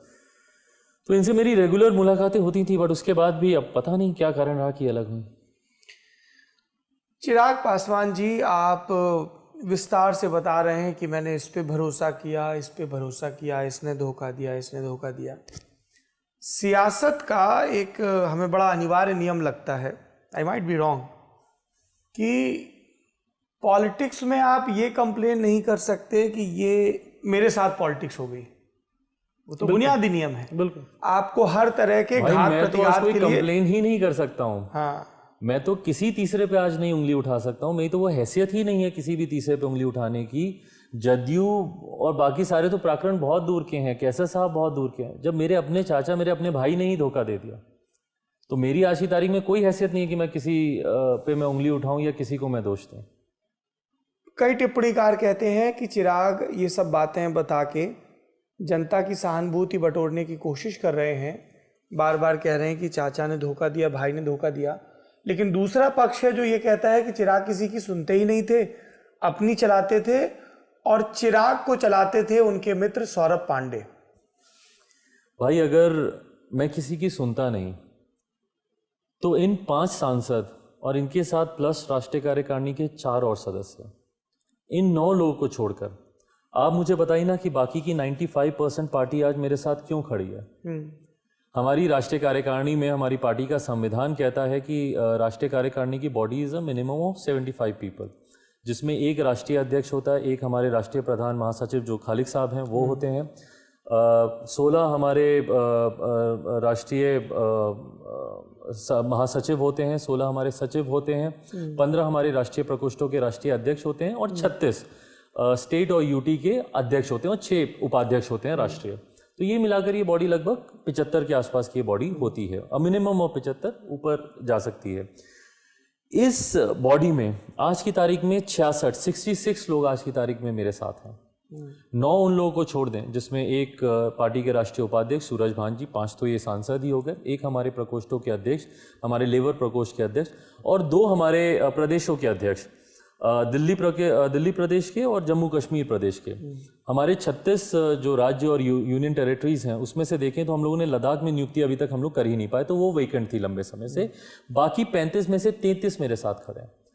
तो आप मुझे बताएं ना, आज की भी तारीख में बिहार में आप देखें तो मात्र 4 जिला अध्यक्ष जो कि इन्हीं की लोकसभा से आते हैं, वो भले वैशाली के हों या खगड़िया से कैसा साहब के हों या समस्तीपुर के हों, जो इन्हीं की लोकसभा से आते हैं या नवादा के हों, उनको छोड़कर सारे के सारे जिला अध्यक्ष आज की तारीख में मेरे साथ हैं। तो अगर मैं इतना ही एरोक्रेटिक होता, एरोगेंट होता, नहीं मिलता जुलता, नहीं बातचीत करता, तो क्यों ये लोग मेरे साथ खड़े हैं। और होता क्या ना भाई कि बाद में ना जब आपको एहसास होता है कि आप गलत हैं तो आप ये नैरेटिव सेट करने लगते हैं। और अगर आप पारस चाचा को आप देखें तो इन्होंने निरंतरता में अपने गोल पोस्ट चेंज किया। सबसे पहले इन्होंने कहा कि पार्टी में टूट हो गई है, कि हम लोग अलग हो गए हैं 5 सांसद। फिर इनको किसी ने जानकारी दी होगी कि भाई दल बदल कानून ये कहता है कि जो गुट अलग होता है, अगर वो 2/3 की बहुमत से अगर अलग नहीं हो तो सदस्यता ही चली जाती है। बट क्योंकि ये लोग 2/3 वाले थे तो आप अलग हो सकते हैं, आपकी सदस्यता रिटेन होगी। बट दल बदल कानून, एंटी डिफेक्शन लॉ ये कहता है कि अगर जिस पार्टी से आप अलग हुए उसमें एक भी सदस्य रहता है तो पार्टी और पार्टी का सिंबल उस व्यक्ति के नाम पर होता है। तो इन्होंने गोल पोस्ट चेंज किया कि भाई सिंबल और पार्टी तो इसके पास रह जाएगी। तो नेक्स्ट गोल पोस्ट आया कि अब हम लोग पार्टी में नेतृत्व परिवर्तन कर रहे हैं। हम लोगों को दिक्कत नहीं है, बट हम लोग को इससे दिक्कत है क्योंकि ये सुनता नहीं, बात नहीं करता। अब हम लोग नेतृत्व परिवर्तन कर रहे हैं। नेतृत्व परिवर्तन का इन्होंने क्या प्रोसेस बताया, जो इन्होंने इलेक्शन कमीशन को सबमिट किया, वो कागज है मेरे पास। इलेक्शन कमीशन में इन्होंने 2nd पैराग्राफ में इस बात को लिखा है कि नए राष्ट्रीय अध्यक्ष का चुनाव होना जरूरी था। क्यों? क्योंकि पिताजी के उसमें इन्होंने लिखा कि हमारे फाउंडर प्रेसिडेंट आदरणीय रामविलास पासवान जी के निधन के बाद से ये पद खाली था, इसलिए नए अध्यक्ष का चुनाव होना जरूरी था। और इसीलिए ये लोग राष्ट्रीय कार्यकारिणी की बैठक बुलाकर नए अध्यक्ष का ये लोग चुनाव कर रहे हैं, जो कि सरासर गलत है। 5 नवंबर 2019 को लोक जनशक्ति पार्टी के अध्यक्ष के तौर पर मुझे चुना गया था। उस वक्त हमारे पार्टी के संस्थापक आदरणीय रामविलास पासवान जी उस बैठक में मौजूद थे। और हमारी पार्टी का संविधान इस बात को क्लियरली बोलता है कि जो भी अध्यक्ष चुना जाता है उसका कार्यकाल 5 साल के लिए होता है। और इन 5 सालों में सिर्फ 2 ही कारणवश एक नए अध्यक्ष का चुनाव हो सकता है, या तो मौजूदा अध्यक्ष का निधन हो या वो स्वेच्छा से रिजाइन करें। जिस तरीके से मेरे पिताजी ने, उनका भी कार्यकाल 2020 तक का था, बट 2019 में स्वास्थ्य कारणों से, हेल्थ रीजंस देते हुए पापा ने रिजाइन किया और मुझे नया अध्यक्ष चुना गया। तो जो इन्होंने इलेक्शन कमीशन में दिया है डॉक्यूमेंट, और ये सब जानते हैं क्योंकि 5 नवंबर को मेरा चुनाव हुआ, 9 नवंबर को इलेक्शन कमीशन को हम लोगों ने दिया। और वो मीडिया में चर्चा का विषय था, जिसका उदाहरण आपने भी दिया कि चाचा उसमें कम समय के लिए आए। वो मीडिया में भी आया कि भैया एक नया अध्यक्ष चुन लिया गया। तो ये कहना, तो पहली बात तो यही गलत है। उसके बाद इन्होंने नया गोल पोस्ट इन्होंने चेंज किया। उसके बाद इन्होंने बोलना शुरू किया कि अरे नहीं, ये एरोगेंट है, पार्टी के लोग इससे खुश नहीं है। भाई पार्टी के लोग खुश नहीं है तो 95% नेशनल काउंसिल में, नेशनल एग्जीक्यूटिव की नहीं, मैं नेशनल काउंसिल की बात कर रहा हूँ, क्यों मेरे साथ है। नेशनल काउंसिल में हमारे सारे प्रकोष्ठों के प्रदेश अध्यक्ष, सारे प्रकोष्ठों के जिला अध्यक्ष, देश भर के जिला अध्यक्ष सब आते हैं। वो 90% लोग मेरे साथ क्यों हैं आज की तारीख में? सोशल मीडिया लोकसभा के स्पीकर हैं, उन्होंने तो 5 लोगों के गुट को मान्यता दे दी, सब कुछ। वहां पे आप मिले जाके? मैं मिला, मेरी स्पीकर साहब से मेरी मुलाकात हुई। स्पीकर साहब से मैंने इस बात को मैंने प्रमुखता से रखा कि सर, बिना मेरा पक्ष सुने हुए आपने ये डिसीजन कैसे आपने दे दिया। मैं मानता हूं कि भाई आप लोकसभा में 20 और पार्टियों को आप हेड करते हैं, यकीनन हर पार्टी का संविधान आप जाने ये संभव नहीं है आपके लिए। उन लोगों का तो ये कहना है कि लोकसभा और लोकसभा की चीजें अलग अलग पार्टियों के संविधान के हिसाब से नहीं चलेंगी, वो तो लोकसभा की नियमावली के हिसाब से चलेंगी। भाई लोकसभा की नियमावली वहां की प्रोसीडिंग्स को लेकर होती हैं, बट पार्लियामेंट में या असेंबली में पार्टी की एक्टिविटीज क्या होंगी वो संसदीय दल वो पार्टी का पार्लियामेंट्री बोर्ड डिसाइड करेगा। और ये एक जनरल प्रैक्टिस रही है। इसका मेरी पार्टी का छोड़ दीजिए, मैं आपको एक नया उदाहरण देता हूं, भारतीय जनता पार्टी का रीसेंट उदाहरण कि मॉनसून सत्र से पहले इन्होंने भारतीय जनता पार्टी के बिहार प्रदेश के जो अध्यक्ष हैं संजय जायसवाल जी, उनको चीफ विप से हटाकर राकेश सिंह जी को इन्होंने चीफ विप बनाया। कितने सांसद गए थे आदरणीय अध्यक्ष ओम बिरला जी से मिलने? उनको पार्टी की तरफ से सूचित किया गया कि अब पार्टी के चीफ विप ये होंगे, और ये प्रैक्टिस रही है, ये कोई पहली बार नहीं हुआ है। हम लोग, और जब पिछली बार जब चुना गया था तो मेरे कितने सांसद गए थे पूछिएगा अध्यक्ष जी से।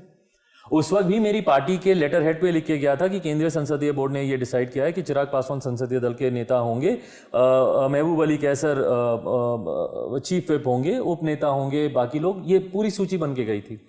तो उस वक्त तो आपने नहीं बोला कि भैया पार्टी के एमपीज आए। और पार्टी के सांसद विधायक, भाई पार्टी नहीं होते, सांसद विधायक आते हैं जाते हैं। और लोक जनशक्ति पार्टी देश की ऐसी पार्टी नहीं है जिसमें टूट हुई है। देश की हर पार्टी, दुनिया की हर पार्टी में ऐसी टूट होती है। 2005 में भी हमारे 6 सांसद थे, but that set of 6 MPs were totally different to this set of 6 MPs। उस वक्त हमारे हाजीपुर से हमारे सांसद, हमारे नेता आदरणीय रामविलास पासवान जी थे। आज हाजीपुर से हमारे सांसद पशुपति कुमार पारस जी हैं। उस वक्त समस्तीपुर से हमारे सांसद रामचंद्र पासवान जी थे, आज प्रिंस राज हैं। उस वक्त वैशाली से हमारी सांसद वीणा देवी अलग थी, इस वक्त अलग है। तो वो सांसद नहीं डिसाइड करते। ओम बिरला जी ने क्या कहा जब आप? उस वक्त मैंने उनको ये सारी बातें मैंने उनके समक्ष रखी कि सर ऐसे ऐसे है, और मेरी पार्टी का संविधान ही नहीं, पार्लियामेंट्री रूल बुक भी यही कहती है। पार्लियामेंट्री की, भाई पार्लियामेंट की अगर आप रूल बुक देखेंगे, उसके अपेंडिक्स 4 का क्लॉज 2 का सब क्लॉज F ये क्लियरली स्टेट करता है, उसमें लीडर की डेफिनेशन है। Leader is a person chosen by the party. ये पार्लियामेंट की रूल बुक कहती है कि लीडर को पार्टी चुन के बताती है आपको। तो उस वक्त एक तर्क के तौर पर सिर्फ एक विषय जो क्योंकि अध्यक्ष जी ने पूरी बात सुनी और सिर्फ उन्होंने एक तर्क दिया कि भाई चीफ विप जो होता है वो पार्टी और चेयर के बीच में कम्युनिकेट करने वाला सूत्रधार होता है। तो मैंने कहा कि सर महबूब अली कैसर आपकी पार्टी के चीफ विप थे? महबूब अली कैसर, तो उन्होंने कहा कि आपके तो चीफ विप थे वहां पे, तो वही पार्टी की तरफ से कम्युनिकेट करते हैं। विप या चीफ विप की भूमिका तभी होती है जब पार्लियामेंट सेशन में होता है। पार्लियामेंट जब सेशन में नहीं होता है तो ये सारे पद वैसे ही सस्पेंडेड चल रहे होते हैं। और पार्टीज कई बार इस बात को लिख कर देती हैं किसी भी सेशन से पहले, भले वो विंटर सेशन हो, मानसून सेशन हो, कोई भी सेशन हो, उससे पहले या बजट सेशन हो, लिख के देती हैं कि या तो जो एक्सिस्टिंग प्रणाली है उसको हम लोग कंटिन्यू कर रहे हैं, या जैसा भाजपा ने अभी लिख के दिया कि हम इसको चेंज कर रहे हैं, तो वो दिया जाता है। तो जब सेशन पार्लियामेंट में, जब पार्लियामेंट सेशन में नहीं होता है तो उस वक्त ये सारे पद वैसे ही डिसॉल्व चल रहे होते हैं।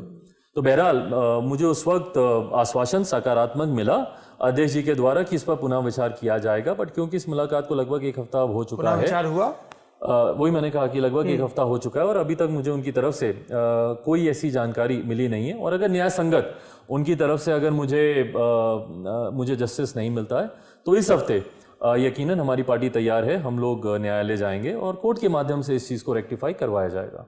ठीक है। पिछला जो सवाल था उसमें एक शख्स का जिक्र आया और आपके विरोध में जो आपकी पार्टी के नेता या सांसद खड़े हुए हैं वो प्रकारांतर, सीधे नाम नहीं लिया लेकिन संकेत स्पष्ट थे कि वो आपके मित्र, आपके राजनीतिक सलाहकार सौरभ पांडे का जिक्र कर रहे हैं। फिर सौरभ पांडे ने भी ट्विटर पर एक रामविलास जी की लिखी हुई चिट्ठी रिलीज की। आपका क्या कहना है इन सब बातों पे कि सौरभ पांडे चिराग पासवान को चलाते हैं, फैसले वो करते हैं, आप स्टैंप लगाते हैं? देखिए, जैसा मैंने कहा कि अगर ये दिक्कत होती तो भाई एक जनरल परसेप्शन में दिक्कत होनी चाहिए थी। आज की तारीख में मेरी पार्टी में जब राष्ट्रीय कार्यकारिणी की बैठक हुई तो मेरे सारे नेता बोलते कि भैया देखिए सब ठीक है बट हमें इससे दिक्कत है। मैं यही बोल रहा हूँ कि भाई उस वक्त गोल पोस्ट चेंज किए गए। कैसे मिले आप? थोड़ा सौरभ पांडे के बारे में दर्शकों को बता दीजिए, आपके कितने पुराने मित्र हैं? मुझे लगता है ये खैर ये बहुत ही एक पर्सनल, और मैं नहीं सहज होता हूँ बहुत ज्यादा व्यक्तिगत चीजों को चीजें सार्वजनिक हो गई हैं चिराग अब तो। सौरभ मेरे व्यक्तिगत मित्र बहुत समय से रहे हैं और आज से नहीं, मुझे लगता है कि 1.5-2 दशक के आसपास से मेरी उनसे, उनके पिताजी की मेरे पिताजी से बहुत अच्छी मित्रता थी। उनके पिताजी कांग्रेस के उनके MLC रहे हैं, उनके क्या कहते हैं प्रदेश के उपाध्यक्ष उत्तर प्रदेश में वो रहे हैं। तो मेरे पिताजी और दोनों एक समाजवाद के दौर से निकले हुए नेता रहे हैं। तो पापा की उनसे बहुत अच्छी मित्रता उनके पिताजी से, और इसी कारणवश मेरी सौरभ से बहुत अच्छी मित्रता, उनसे अच्छी दोस्ती। और मेरे पर्सनल डोमेन में काम करने वालों में से सौरभ रहे हैं मेरे सलाहकार की भूमिका में, और उन्होंने ना सिर्फ मजबूती से पार्टी को आगे बढ़ाने का काम किया, ना सिर्फ उनसे राय मशवरा लेकर कई ऐसे निर्णय पार्टी के द्वारा लिए गए हैं जिसका हम लोगों ने सकारात्मक फल और पार्टी को आगे बढ़ते हुए हम लोगों ने देखने का काम किया। बहरहाल, अगर आपको किसी भी तरीके की दिक्कत किसी भी व्यक्ति विशेष से थी, तो जब आप निरंतरता में आप मुझसे मुलाकातें या बातचीत या बैठकें करते थे तो उसका आप जिक्र करते ना, या मुझसे नहीं पापा से ही जिक्र करते, क्योंकि मुझसे तो आप कहते हैं कि मैं बात नहीं करता था, तो पापा को बोलते। और पापा का जो पत्र जो सौरभ ने किया उसमें पापा के विचार दिखते हैं कि किस तरीके से पापा भी सौरभ पर विश्वास करते थे। भाई, ये कभी चर्चा का विषय पार्टी या परिवार में आया ही नहीं जब तक ये नया गोल पोस्ट हम लोग को देखने को नहीं मिला। अच्छा, जब तक इन लोगों ने बोलना नहीं शुरू किया कि अरे उनके एक साथी हैं वो डोमिनेट करते हैं, जबकि पार्टी में मैं बता रहा हूँ कि पार्टी में मैं राष्ट्रीय अध्यक्ष होते हुए भी मैं कोई फैसला अकेले नहीं लेता, जिसका कारण था कि पापा मुझसे नाराज थे कि भाई तुम लोग अकेले क्यों नहीं लड़ते हो।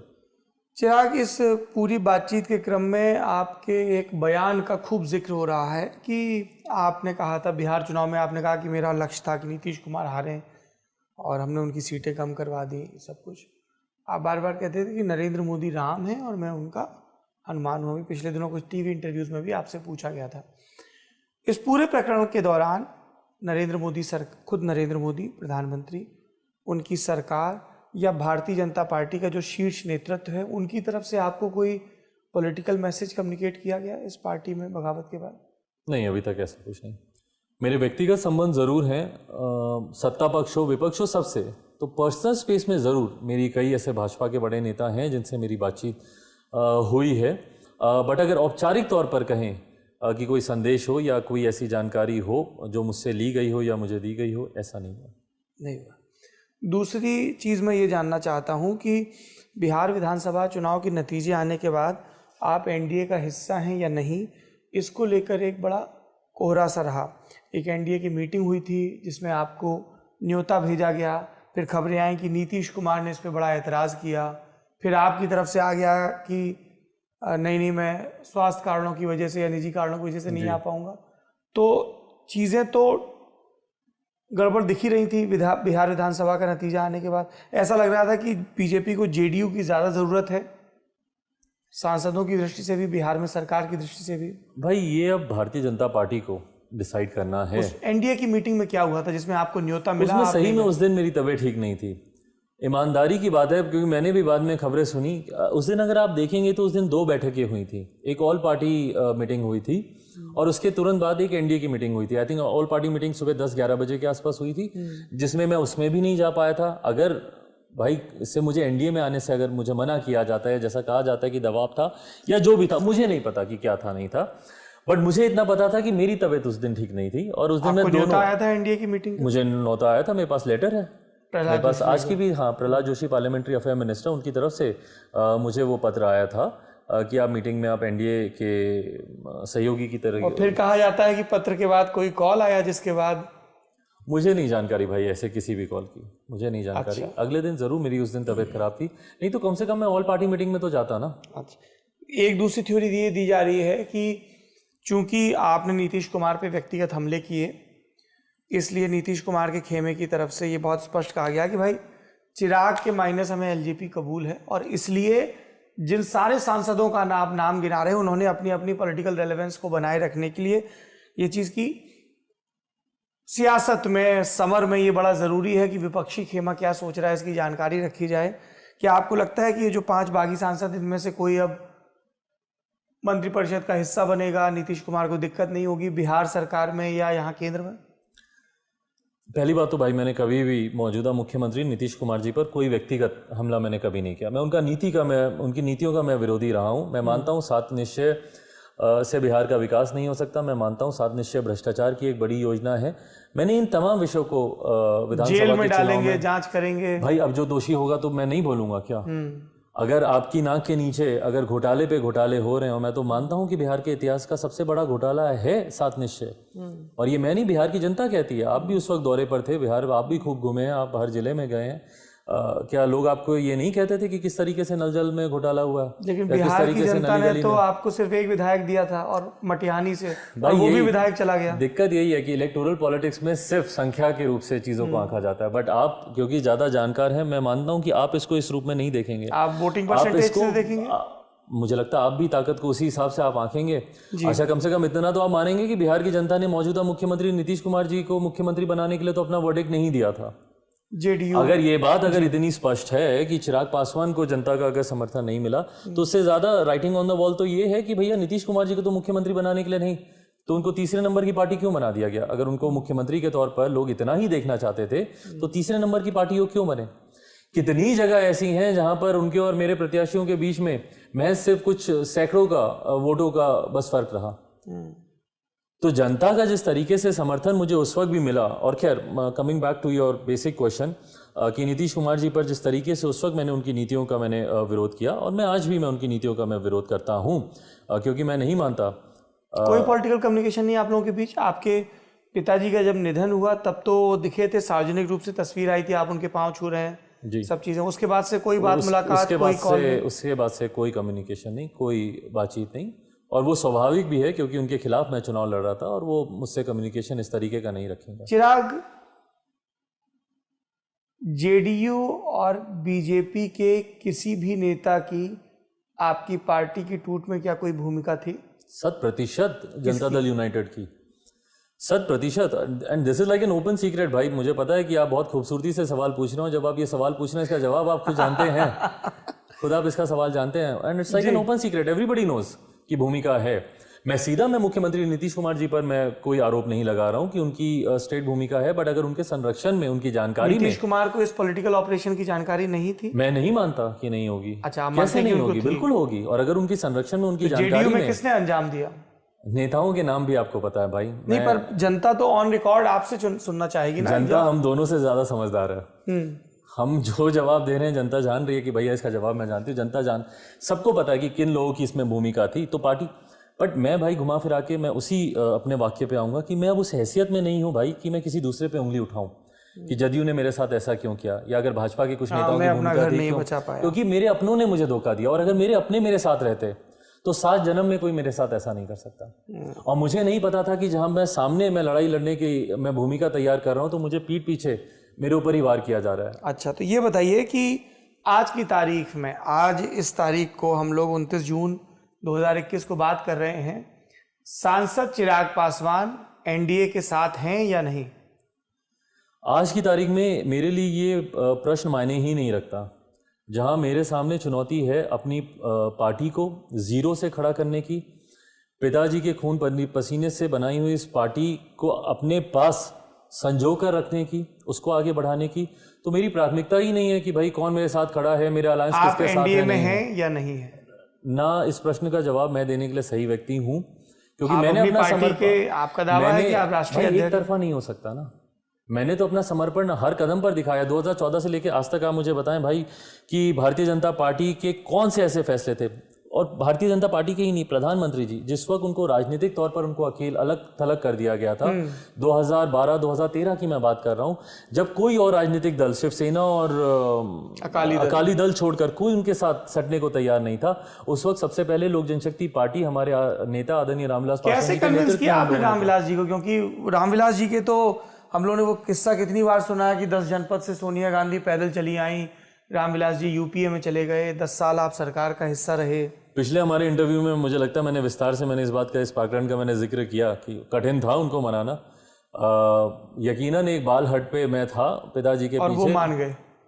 नहीं, उन्होंने बड़े राजनीतिज्ञ रहे हैं, पूरा टटोल के, पूरा तोलमोल करके, और बाकायदा उन्होंने मुझे 3 दिन का उन्होंने मुझे समय दिया कि 3 दिन तुम जाओ और प्रयास करो, अगर अलायंस ढंग से बैठता है तो ठीक है, नहीं तो उसके बाद मैं मीडिया में। सवाल तो फिर चिराग वहीं आ जाता है कि आप कह रहे हैं कि 2014 से आप साथ, आप मोदी जी को राम कह रहे हैं, अपने आप को हनुमान, लेकिन एनडीए के सवाल पे आप कह रहे हैं कि मैं कब तक समर्पण दिखाऊं, तो सवाल वहीं आ जाता है, आप हैं या नहीं है? मतलब ये किसका क्लियर कट? भाई मैं इसलिए बोल रहा हूँ, अगर आप 1 मिनट अगर आप अपने आप को मेरी जगह रखकर अगर आप देखेंगे तो आप समझेंगे कि आज की तारीख में मेरी प्राथमिकता नहीं है ना भाई कौन से चुनाव सर पर है कि नहीं, पर जो आपका समर्थक वर्ग है बिहार में या दूसरी जगह पे, वो भी ये जानना चाहेंगे ना कि भाई फ्यूचर कोर्स ऑफ एक्शन में हमें ये तो क्लियर पता होना चाहिए कि चिराग पासवान एनडीए में है या नहीं। भाई मुझे घड़ी देखकर आप 1 मिनट दे दें बिना टोके जी, हुए, प्लीज। 1 मिनट आप मुझे दें। नहीं है जरूरी, मेरा समर्थक भी ये नहीं जानना चाहता है आज की तारीख में, क्योंकि गठबंधन का स्वरूप उस वक्त तय करने की जरूरत होती है जब चुनाव सर पर होते हैं। बीच में गठबंधन के स्वरूप की कोई चिंता नहीं होती, और आज की तारीख में तो बिल्कुल नहीं, जब पार्टी को हमें बचाने की ज्यादा चिंता है। पार्टी को हम लोग कैसे, मैं क्यों बैठकर इस बात को सोचूं कि मेरा, भाई मैं तो बोलता रहा ही हूं कि मेरा एनडीए से गठबंधन है। मैं आपके हर फैसले, भले वो धारा 370 की बात हो, ट्रिपल तलाक की बात हो, सीए एनआरसी की बात हो, राम मंदिर निर्माण की बात हो, हर उस विषय पर जिस पर नीतीश कुमार जी ने आपका विरोध किया, सीए एनआरसी को तो लेकर इन्होंने विधानसभा में प्रस्ताव तक पारित कर दिया। जब हमारे गृह मंत्री निकलेंगे देश भर में इसको लागू करने के लिए, तो उस वक्त बिहार में किस तरीके से दोनों के बीच में मतभेद उभरेंगे वो आने वाला समय दिखाएगा। राम मंदिर में पूरी तरीके से खामोश रहते हैं नीतीश कुमार जी, धारा 370 के तो खिलाफ अपनी बातों को रखते हैं नीतीश कुमार जी। तो जो व्यक्ति अपनी आइडियोलॉजी को साथ रखते हुए जिसने आपका समर्थन किया, तो मैं तो हूं ही, मैं तो बोल ही रहा हूं, ये प्रश्न कहां से उठ रहा है। पर अगर ये प्रश्न उठ रहा है तो इसका जवाब अब आज की तारीख में चिराग पासवान को नहीं, भाजपा को देना है कि आप चिराग पासवान के इस दौर में हैं कि नहीं उसके साथ। बिल्कुल। चिराग, मेरे आखिरी 2 सवाल, लंबी बातचीत आपने की। तेजस्वी यादव राष्ट्रीय जनता दल के नेता, आपकी उनके साथ इस पूरे प्रकरण के बाद कोई बातचीत हुई? क्योंकि इस तरह की खूब अटकलें लग रही हैं कि चिराग पासवान और तेजस्वी यादव एक राजनीतिक मोर्चे में नजर आ सकते हैं। मैं इसका जवाब दूं उससे पहले बस मैं इतना आपसे आग्रह करूंगा कि भाई 1+1 1 और 1 11 ही हो जरूरी नहीं है। बहुत सिंपल मैथ्स के तौर पर जो मैं जवाब देने चाह रहा हूँ उसको बहुत सिंपल मैथ्स के तौर पर 1+1 2 ही करके हम लोग देखें, 11 नहीं करेंगे। तेजस्वी मेरे छोटे भाई हैं, मैं इस बात को कहता रहा हूँ, ब्रेकिंग न्यूज़ ये भी नहीं है। मेरी उनसे बातचीत निरंतरता में होती रहती है, इस प्रकरण के बाद भी मेरी उनसे बातचीत हुई है। ये भी ब्रेकिंग न्यूज़ इसीलिए नहीं है क्योंकि हम लोग की बातचीत होती रहती है। मेरे पिताजी और उनके पिताजी एक लंबे समय तक दोनों दोस्त रहे, दोनों ने एक दूसरे के साथ मिलकर काम किया। तेजस्वी और मैं एक दूसरे को तब से जानते हैं जब हम दोनों बच्चे थे, हमें राजनीति के बारे में पता भी नहीं था, और तब से हम दोनों, और सिर्फ तेजस्वी ही नहीं, इनके बड़े भाई हों, इनकी सिस्टर्स हों, सबके साथ मेरे बहुत अच्छे व्यक्तिगत संबंध रहे, भाई बहन की तरह ही। और हम लोग तो यहाँ तक मानते हैं कि मेरे पिताजी तेजस्वी के पिता समान थे, और तभी जब आज उनके जन्म दिवस पर उनको श्रद्धांजलि देने की, उनकी जयंती मनाने का जिक्र जब राजद के द्वारा किया गया, मैंने उनका धन्यवाद भी किया कि इस परंपरा को अगली पीढ़ी भी निभा रही है कि जिस तरीके से दोस्ती पिताजी में थी, हम लोग भी हमारी उस पीढ़ी को सम्मान दे रहे हैं। भी निकाले गए कि तेजस्वी पब्लिकली ये मैसेज दे रहे हैं कि चिराग हमारे साथ आ जाए। हाँ, उन्होंने ये प्रस्ताव उन्होंने रखा, उसके लिए मैं उनका, उनकी पार्टी का मैं धन्यवाद करता हूँ। बट मैं पुनः उसी वाक्य पे आऊँगा जो मैं बार बार कह रहा हूँ कि मेरी प्राथमिकता नहीं है भाई आज की तारीख में गठबंधन करना या गठबंधन के बारे में सोचना। मेरी क्या है चिराग की प्राथमिकता? क्या आपका अगला पॉलिटिकल मूव होगा? इस आशीर्वाद यात्रा पर जिस पर मैं निकल रहा हूँ वो मेरी प्राथमिकता है। आशीर्वाद यात्रा पे आप 5 जुलाई को निकल रहे हैं? 5 जुलाई को, जिस दिन पापा का जन्मदिन होता है, और उन्हीं की कर्मभूमि हाजीपुर से ही मैं इस यात्रा की मैं शुरुआत कर रहा हूँ। और इस यात्रा पर मुझे बहुत पहले ही निकलना था, चुनाव के बाद से ही जिस तरीके से जनता का साथ मुझे मिला, 25 लाख वोट हम लोग को मिले, तो धन्यवाद यात्रा पर मैंने सोच रखा था कि चुनाव के बाद मैं निकलूंगा। बट मैंने ये भी सोच रखा था कि चुनाव के बाद मुझे 2-2.5 महीने का समय मुझे मेरे परिवार के लिए चाहिए, क्योंकि पिताजी का निधन एक ऐसे समय पर हुआ जब चुनाव सर पर थे, और उस वक्त मेरी प्राथमिकता चुनाव बने हुए थे, अकेले मैं चुनाव लड़ रहा था, और इसीलिए उस वक्त मैं परिवार के साथ वो समय नहीं बिता पाया। तो इतना मुझे था कि 2-3 महीने परिवार के साथ बैठकर मार्च से मुझे इस धन्यवाद यात्रा पर निकलना था। बट फिर कोरोना हुआ और मुझे टाइफाइड हो गया, और उसके बाद जो प्रकरण हुआ, तो उस धन्यवाद यात्रा को अब आशीर्वाद यात्रा का नाम मैंने दिया है, क्योंकि अब आशीर्वाद वाले तमाम हाथ मेरे सर से उठ गए हैं, सिर्फ एक मेरी माता जी से मम्मी का ही हाथ है। तो इसलिए अब जनता के बीच जाकर उनका आशीर्वाद लेना मेरे लिए जरूरी है। चिराग, 8 अक्टूबर से मैं एक पद यात्रा की भी जरूर शुरुआत करूंगा इसके बाद, इसी बरस उस दिन पिताजी का देहांत हुआ जी, तो उस दिन से एक पद यात्रा जिसमें 2 महीने 6 महीने चल कर लोगों के बीच जाकर अपनी बातों को रखकर, उनकी बातों को सुनकर आगे की रणनीति, क्योंकि फिर उसके बाद फिर चुनाव का समय आएगा। मैं मानता हूं कि लोकसभा से पहले बिहार में विधानसभा के चुनाव होंगे, उस वक्त क्योंकि चुनाव का समय, फिर उस वक्त आपके गठबंधन के लोकसभा चुनाव से पहले बिहार में विधानसभा चुनाव होंगे। जी बिल्कुल, इस बात को मैं ही नहीं कह रहा, मेरे छोटे भाई तेजस्वी भी इस बात को मानते हैं, और सबसे बड़ी बात यह है कि मुख्यमंत्री नीतीश कुमार जी भी इस बात को मानते हैं। अच्छा, संगठन की तैयारी, कोई भी व्यक्ति, आज मैं गठबंधन की बात क्यों नहीं कर रहा, क्योंकि अभी सर पे चुनाव नहीं है, बट कोई भी व्यक्ति संगठन की तैयारी तभी करता है जब चुनाव अपेक्षित होते हैं, जब उनको दिख रहे होते हैं। लव कुश समीकरण को साधना, अपने तमाम पुराने साथियों को लेकर आना, नए लोगों को जिम्मेदारी देना, भले आरसीपी सिंह जी हो, उनके राष्ट्रीय अध्यक्ष बनाना, उपेंद्र कुशवाहा जी को नई जिम्मेदारी, ये कार्य व्यक्ति तभी करता है जब वो चुनाव को समीप देखता है तो यकीनन लिखवा कर ले लीजिए 2024 से पहले बिहार में विधानसभा के चुनाव होंगे। अच्छा, एक कोई ऐसी उम्मीद बची है क्या कि आपके चाचा, आपके भाई वापस लौट आएंगे परिवार में, वो कि आपको लगता है कि नहीं अब ये दिस इज इट? दिल के किसी कोने में तो भाई उम्मीद ज़रूर होती है। वो याद है, मैं अभी इंटरव्यू शुरू होने से पहले बोल रहा था ना कि एक तो आजकल आविष्कार भी ऐसे ऐसे हो गए हैं जी, pick of the day pop up होता रहता है। हाँ, और वो पुरानी तस्वीरें मैं कैसे हटा दूं उन तस्वीरों को? मैंने आपको पूरा कमरा दिखाया जहाँ पे परिवार की तमाम तस्वीरें हैं जी, अगर मैं उनको हटा दूं तो एक तस्वीर नहीं होगी मेरे पास उस कमरे में लगाने वाली, क्योंकि कोई भी तस्वीर या तो मेरे चाचा जी के साथ है या मेरे चाचियों के साथ हैं या मेरे भाइयों के साथ हैं, मेरी बहनों के साथ हैं, तमाम वो तस्वीरें वैसी हैं। तो दिल के किसी कोने में ज़रूर ये उम्मीद रहती है कि परिवार वैसा ही रहे जैसा पापा चाहते थे। आज की तारीख में भाई पापा जहाँ कहीं भी होंगे, जो हुआ परिवार में, पापा खुश तो नहीं होंगे, उनकी आत्मा को शांति तो नहीं मिल रही होगी, तकलीफ में होंगे, क्योंकि पापा ने हमेशा परिवार को एक साथ लेकर चलने का काम किया। अगर वो गुट वापसी के लिए ये शर्त रखे कि आप राष्ट्रीय अध्यक्ष का पद छोड़ें? भाई आज की तारीख में खैर जहाँ पे शर्त आते हैं फिर वहाँ पे वो व्यक्तिगत डोर कट जाती है जहाँ पे शर्त होंगे। तो अगर ऐसी शर्त के साथ आता है तो फिर मेरा भी जवाब फिर उतना ही पॉलिटिकल होगा भाई, क्योंकि मैं अब अकेले निर्णय नहीं ले सकता। राष्ट्रीय कार्यकारिणी पार्टी की इसमें इन्वॉल्व हो गई है, उसको राष्ट्रीय कार्यकारिणी ने उन लोगों को पार्टी से निलंबित करने का काम किया है। तो अगर पॉलिटिकल में आपका सवाल मुझे लगा व्यक्तिगत है, व्यक्तिगत तौर पर जरूर ये निर्णय मेरे परिवार उनके उसमें, बट अगर पॉलिटिकली बात करें तो निर्णय पार्टी की राष्ट्रीय कार्यकारिणी को लेना। चलिए चिराग पासवान जी, आपने एक लंबी बातचीत की, भविष्य के लिए आपको बहुत बहुत शुभकामनाएं। बड़ी राजनीतिक चुनौतियां हैं आपके सामने। नेताजी घेरे के इस एपिसोड में इतना ही। इस पूरी बातचीत के बारे में आपकी जो भी राय हो कमेंट बॉक्स में जरूर बताइए। शुक्रिया।